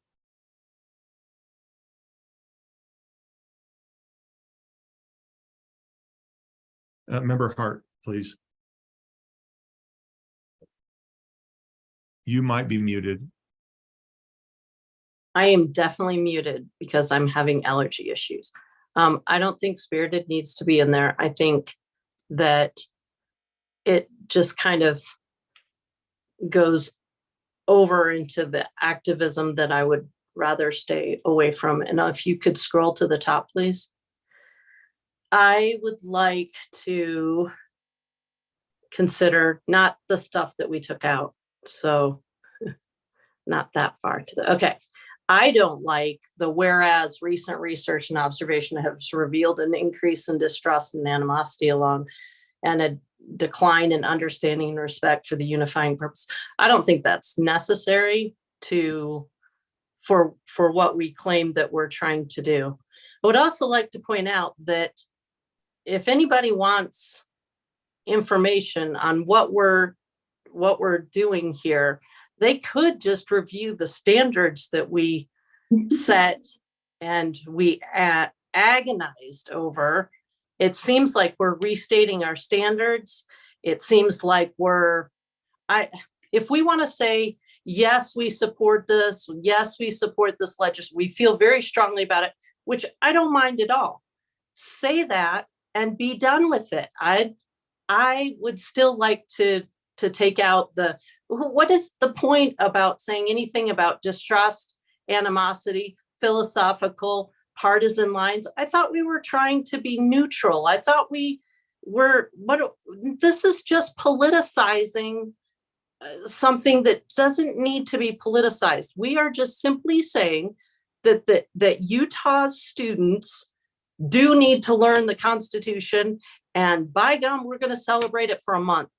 So get the rest of this out of there. This is political. This is not an appropriate place for the state board to be in. I'd rather lecture on what's in the Constitution or how we made the Constitution than lecture on our students becoming spirited activists and talk about distrust, animosity of philosophies. Thanks, Member Hart. So Member Wood, I and Member Hart have kind of hijacked your motion here. And No, so I actually need to fix it because I already had those lines in there. They were just in a different spot. So if Member Hart would like to make that motion to delete that was from the original, and I would be thrilled to have it gone. But then you could also strike that out. But So then Are we just taking all these actions without objection? Is that what I'm to understand? that's what we're doing, Ben. This is sloppy, but we're going to get there. it's just because this may just be voted down and we're done. So we actually don't need the part from line 32 in that. All we need to do is stay right there. So you see, I already have whereas the board desires, it's in black, whereas the board desires to improve respect and understanding for the Constitution. Okay. So no, it doesn't. So let's keep the first line and get rid of that one. So delete in the black. Yeah, right there. Yep. And then now therefore. That will be a now therefore be it result. Yep. Yeah. Okay, great. It's all fixed. So now you can all vote it down, but it makes me really happy because it's nice and short. I Leanne's feeling good about these experiences. What's that?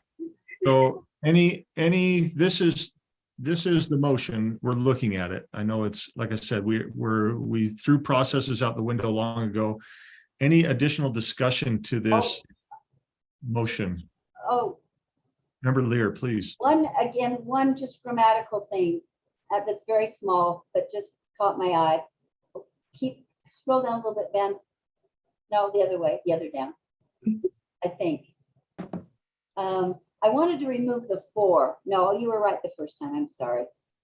Desires for Utah students, right there. Get rid of the for on whereas the board desires Utah students to be taught respect. We don't need to desire for. There, yes. If that doesn't offend anybody's sensibilities or substance. That's all. Okay. Any other Chair- thoughts? or Chair, comments? I'm going to read this. I'm going to read this in its entirety just so we have an understanding. Is that okay? All right. Everybody ready? Let me get ready. All right, Ben, you ready? It's me and you here. Okay. So the motion is that we accept this amended resolution from Member Wood and Straight's draft. And I'm going to read this so that we can make sure it's clean before we vote. So the resolution is the Utah State Board of Education resolution number 2023-01, American Founders and Constitution Recognition. The Utah State Board of Education supports the Utah Legislature's passage in 2023 of HB 179, Founders and Constitution Recognition, which recognizes, and this is 63G-1-401, which recognizes September as American Founders and Constitution Month and Constitution Day on September 17th. Whereas the board desires Utah students to be taught respect and understanding for the Constitution, which enables Americans to govern themselves and resolve differences through peaceful political processes. Now therefore be it resolved that the Utah State Board of Education, we need to get rid of that. To that board. Yep.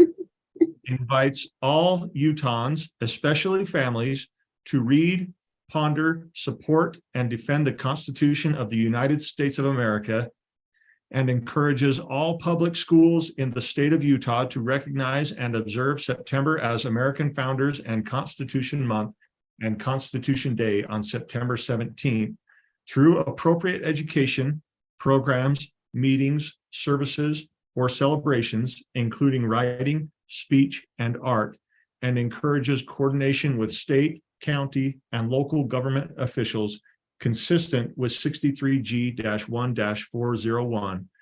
And be it further resolved that the Utah State Board of Education invites all Utah students to read directly from the United States Constitution, the Declaration of Independence, and other founding documents, and recognizes the role of schools and teachers in perpetuating excellent civic education and emphasizing rights and responsibilities of good citizenship.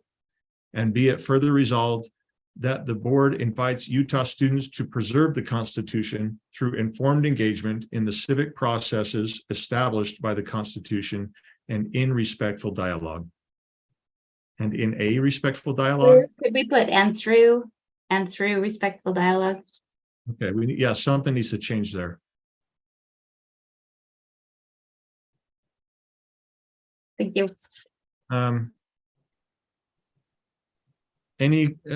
For me, I would speak in favor of this resolution. Any other thoughts before we move to a vote? Okay. So, Member Wood, will you make sure that this is your motion on the screen? And perhaps you could restate it for us if it is. Yes, I move that the committee approve the Wood Strait draft of resolution 2023-1 as amended and forward to the board for approval. Thank you. The motion before the committee is that the committee approve the Wood Strait draft of resolution 2023-01 as amended and forward to the board for approval. Any discussion to this motion? Seeing none, committee members, please vote.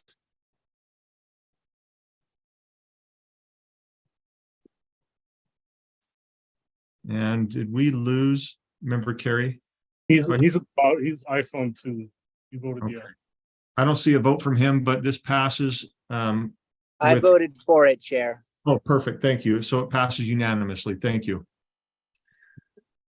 Okay, committee, this brings us back to agenda item 5.1. First off, I want to give a thanks. I know we don't have time for a thanks, but this was a huge resolution and it was bigger than I thought it should have been, if I'm speaking quite frankly. But I'm happy with this, and I know that doesn't matter to many people, but I appreciate the work that has gone into this. So thank you. Okay. Going back to agenda item 5.1, R277-550 charter schools definitions. I'm going to lean on staff for this because we're bringing this back. And so I'm not even sure where to start here. If we, I know that we had some discussion. Where do we go from now that it's back? So I think if I may, Chair, I think the pause or with the rule was specific to the permits part of you can pull that back up. Angie or Ben. Well, permits and number was the other one. Right. It was on my mind, Scott. Yeah, the number of students, right? So this is just specific to the permits part. So in Rule 471, the board requires a resource manual for school construction. And then in the resource manual, it references that LEAs are required to apply for a project number from the USBE for projects that are well, basically $100,000 or more. So my suggestion would be just to keep it that, then you get the synergy between the rules, 471 and this one, and that $100,000 be more of a dollar threshold than just, saying, because we don't really say a significant school remodel. We just say, hey, if your estimated project is going to cost $100,000 or more, you got to come get a project number. And the project number mandates that they go get the necessary permits. Then you don't get tied up in differences in municipalities or things like that. So, but if you want to even make a different dollar threshold, that's fine here. I'm just trying to recommend that that's how you determine that, and you get the synergy between the rules. Thank you, sir. Thank you, Scott. I've got hands from Member Hart and Deputy Stallings, and I'm going to defer to Member Hart if she has a question, or if we can hear from Deputy Stallings first. Mine was more of a clarification, if that's okay. More Member Hart. Really, I think Scott or Deputy Jones, what I think you're saying is B already says that. B would say a project number from the board. That is required when the expansion, remodel, etc. is 100,000. So it's almost like you could just keep B, because B, that rule is for 100,000 or more, and already includes the requirement that they get the required permits if needed. Is maybe that's, I just wanted to maybe see if I was hearing correctly. I just take the rest of it out and refer to 471. And B, or 84, line 84. Yeah, so the amendment could just be to say significant school remodel means new construction or a renovation that requires a project number from the board as described in our 277471.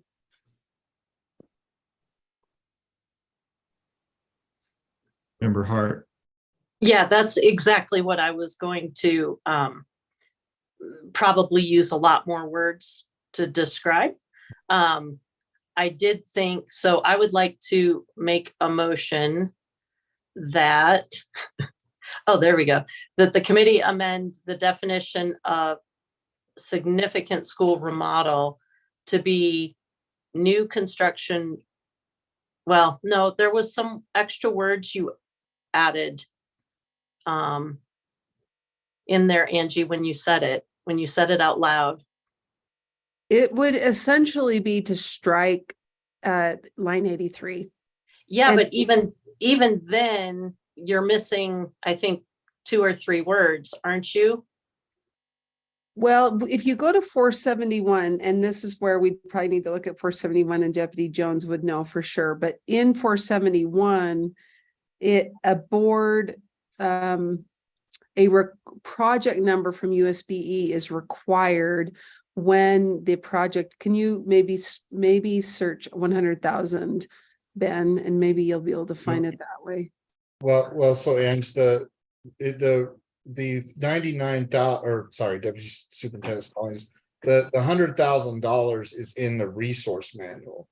So see, the rule requires the resource manual, but that $100,000 or more, the $100,000 or more is in the resource manual. So if you go to that paragraph right here, right, and it says, see number 5 there, each public school construction project shall be conducted in accordance with the manual. And so we don't issue project numbers for anything $99,999 or less. So, And what the motion I'd like to make is just to change the wording to say that. Okay, now go back to the actual, to the rule that we're amending. So it would say significant school remodel means new construction that requires, and strike 83 and take out the B. Okay, so we wouldn't have to put anything about referencing the manual. Like they'd have to go to the rule and then they'd find the manual. We don't have to say the manual. Okay, so Chair, I would like to make a motion that the committee amend the definition of significant school remodel to be new construction or renovation that requires a project number from the board as described in Rule R277471. And the reason is twofold. One, it makes it smoother. And two, it once again directs LEAs to the correct procedures. It's another way to get them to the rule 471. And I think that's beneficial for a couple of different reasons. Okay. So the motion before the committee is that the committee amend the definition of significant school remodel to be new construction or a renovation that requires a project number from the board as described in Rule R277-471.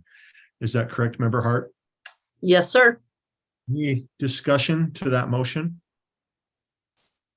I saw a hand and then it disappeared. Hold on. Board Member Wood's hand is up. Member Wood, and then it sounds like Member Lear is Yeah, searching frantically. yeah. I would just love to hear from the state's charter school board if they're comfortable with this. If they, Do we still have Vice Chair Phillips and Director Stephenson with us? I am here. I don't think that Ms. Stephenson is here today. I'm still here too. Oh, she is. There she is. I couldn't see you on, Marie. I'm sorry. It's okay.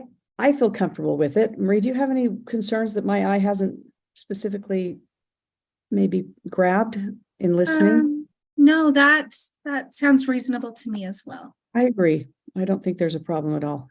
great, Thank thank you. you. Member Lear, your hand went. I don't have a question. Mine was similar to Leanne's. Oh, okay. Okay. Well, with no other questions, the motion before the committee is that the committee amend the definition of significant school remodel to be new construction or a renovation that requires a project number from the board as described in Rule R277-471.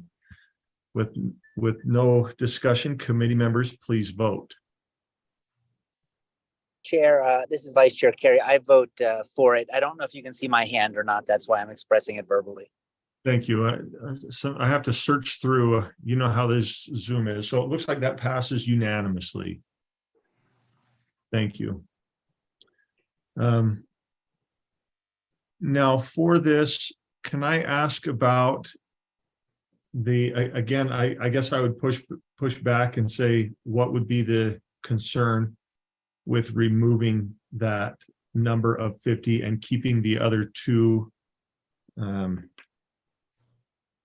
definitions, requests such as would not necessitate a significant renovation. And the second is for no more than one additional grade, and just removing the number of students. Can I get some feedback on that, Deputy Jones? Well, sir, yes. So my understanding, and the SCSB Vice Chair Phillips and Marie can correct me if I'm wrong, but I think it goes earlier to the comment about that Board Member Lear made, that a lot of the decision making at the local level is regarding, well, more students means more money, right?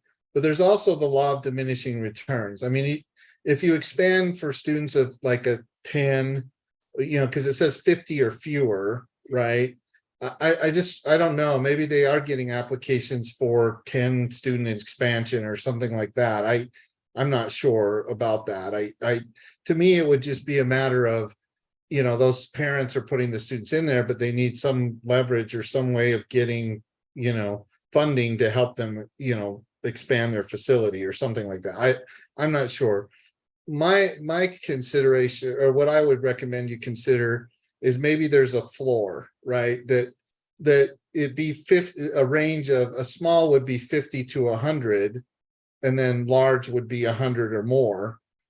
Because after a certain point, there's just really no point in, funding or providing expansion for 10 students or 20, because it says 50 or fewer. So rather than maybe taking out the numbers, because if you don't have some kind of a range or something that they can plan against or apply to or for, then you might as well take out large and small, right? You might as well just say expansion and then do a thing. But then if you do a range that a small is between 50 and 100, and that's just a suggestion, I'm not saying that, then you still have that number, because anything below 50 to me from a fiscal standpoint, and I'll stay in my lane, is really counterintuitive. I don't see why they would want to expand for just 10 or 20 or 25. 50, yes, because 50 times the WPU rate right now is about 200 grand, and that can mean a lot to a charter school.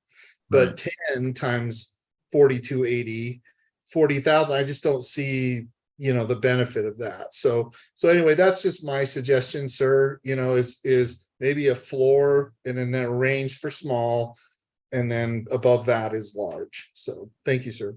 I appreciate that, Deputy. Member Lear, I see your hand, but let me just ask similar to our SCSB representatives here, because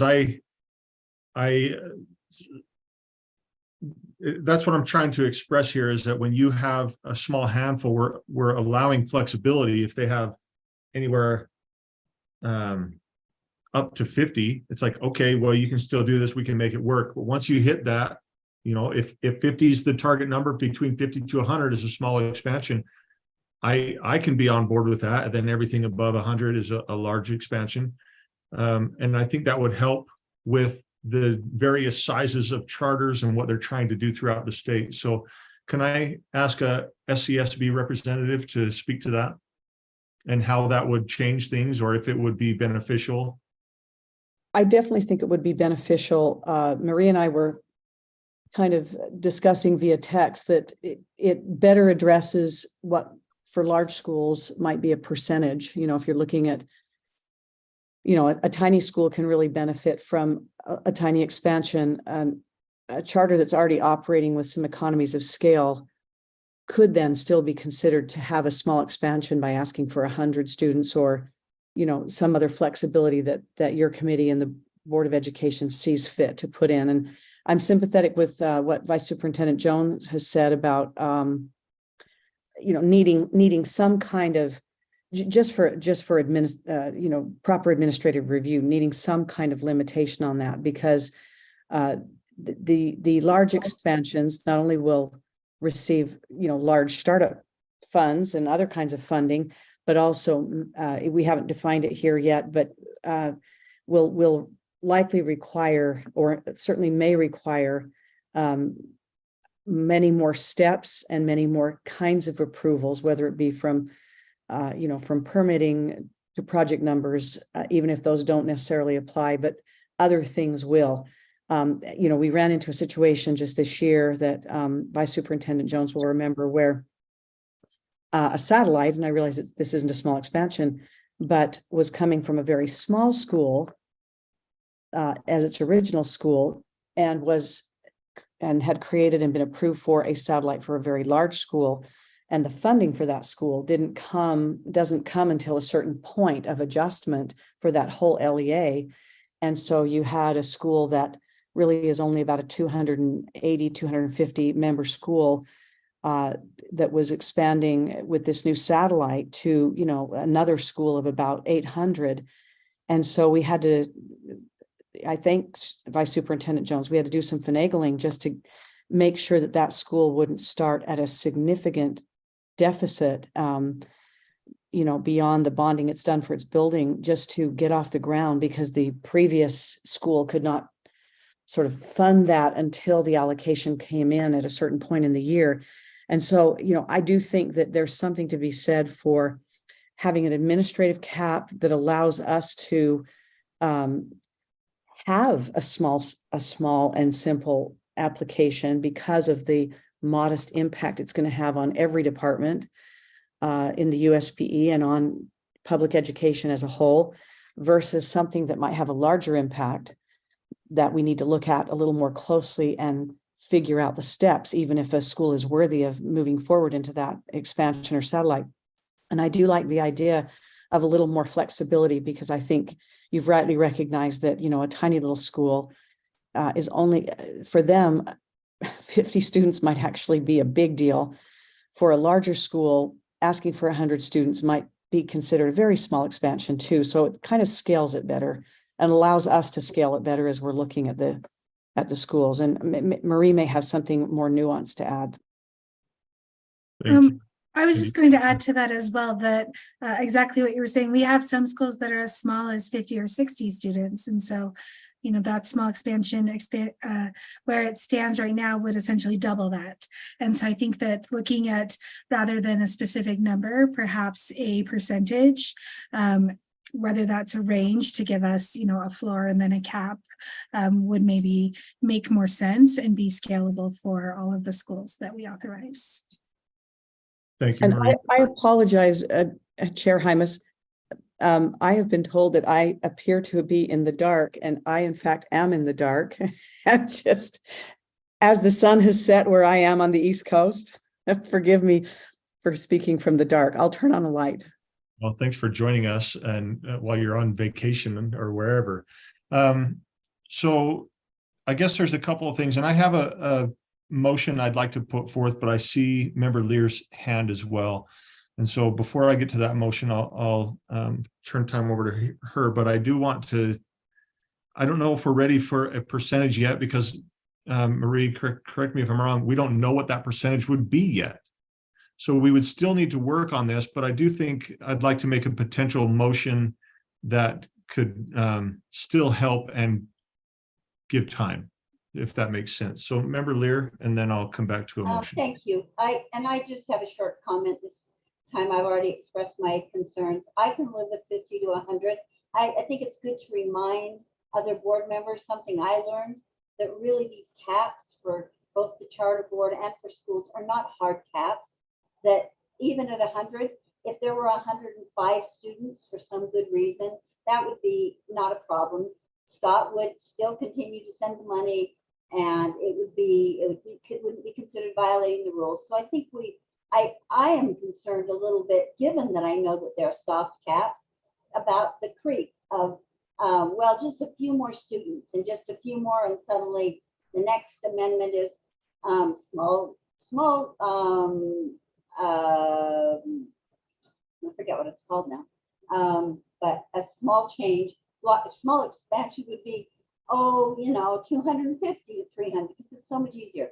That was one of my points, but I can live with 150 to 100, counting on the integrity of these committee members to remember that we wanted to honor what small really is. And I think especially Marie's words, that there are some schools as small as 40 or 50. Secondly, I think it's important, and at the risk of sounding like I'm lecturing or repeating myself, I think there is a difference. Yes, traditional schools, open schools, closed schools, increase numbers as required by their move-ins. But traditional schools have an elected board, elected by every taxpayer in that area. So every taxpayer gets to weigh in. Do I want to pay more for another building or a larger building for these students? Whereas charter boards have appointed, and they sometimes have 1 or 2 elected members, but they're largely appointed. They don't have set terms for the most part.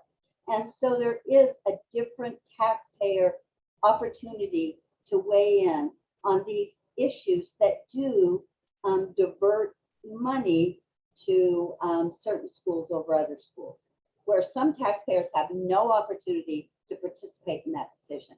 And I think that's a really important distinction, and is worth remembering when we approve flexibility, and I'm using air quotes, that is sometimes very helpful for the school, but not all taxpayers get to participate in that decision. And I think that's too bad. Thank you, Member Lear, and those are good points to remember. Appreciate that. So I'd like to make a motion. It's going to be this one where the cursor is on here, but I would like to go back to the 50 to 100. Is that, can we adjust that? So that the small expansion would be couched in 50 to 100. And then 100 or more students would be the large expansion. So the motion that I'm putting before the committee is that the committee change the threshold in the definitions of large expansion to 100 students or more, and small expansion to 50 to 100 students, or I would just put large expansion to more than 100 students, just so that if somebody wants to add 100 students, they're not conflicted on if they should do a large or small expansion. 101 means large expansion, right, Matt? Yeah, so yeah, more than 100. If they get 100.5, I'd be very surprised, but we Or 101. I mean, if we're or you could just put to 101. Yeah, it either works for me. More than 100 or 101. I think no, more than 100, but that means 101 triggers a large expansion. Yes, absolutely. Yes. Clarifying. I'm just clarifying. Oh, okay. Yeah, Board Member Hymas, may I just interject quickly? Sorry. please. Currently, the definition says large expansion means a charter school's request for expansion if the expansion request is for more than 50 students. So in this case, more than 100 students. So you're right, Board Member Leary, it would be 101. So Perfect. And I'll go back to Scott. This will work. This is what I'm hearing.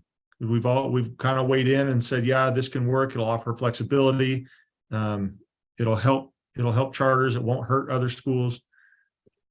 We're all on the same page here. So this is the motion that the committee change the threshold in the definitions of large expansion to more than 100 students and small expansion to 50 to 100 students.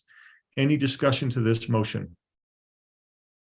Seeing none, committee members, please vote.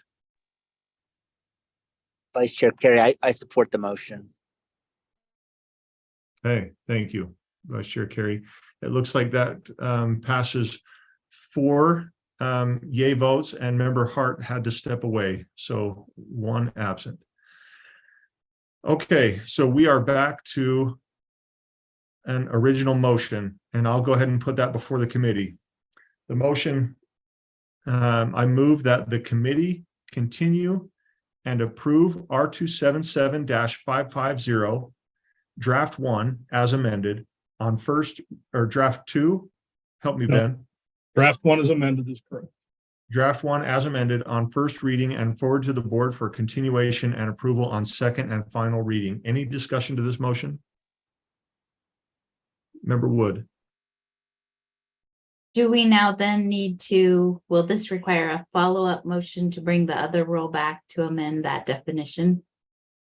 I think it will happen. I think 552 will be brought back naturally after we vote for this. Okay, thank you. Yep. Any other discussion? Okay.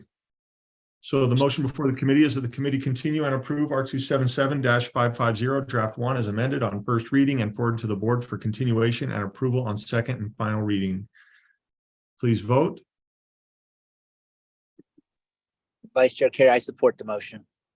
Perfect. So that passes with 4 yay votes and 1 missing. Well, committee members, that is it for the agenda. And we're 15 minutes early, 14 minutes early. Thank you so much. I appreciate all the work that you have done, staff, SCSB representatives, Member Bogus, thank you for staying. And we will seek one final motion. Nobody? Move to adjourn. Okay, move. All in favor?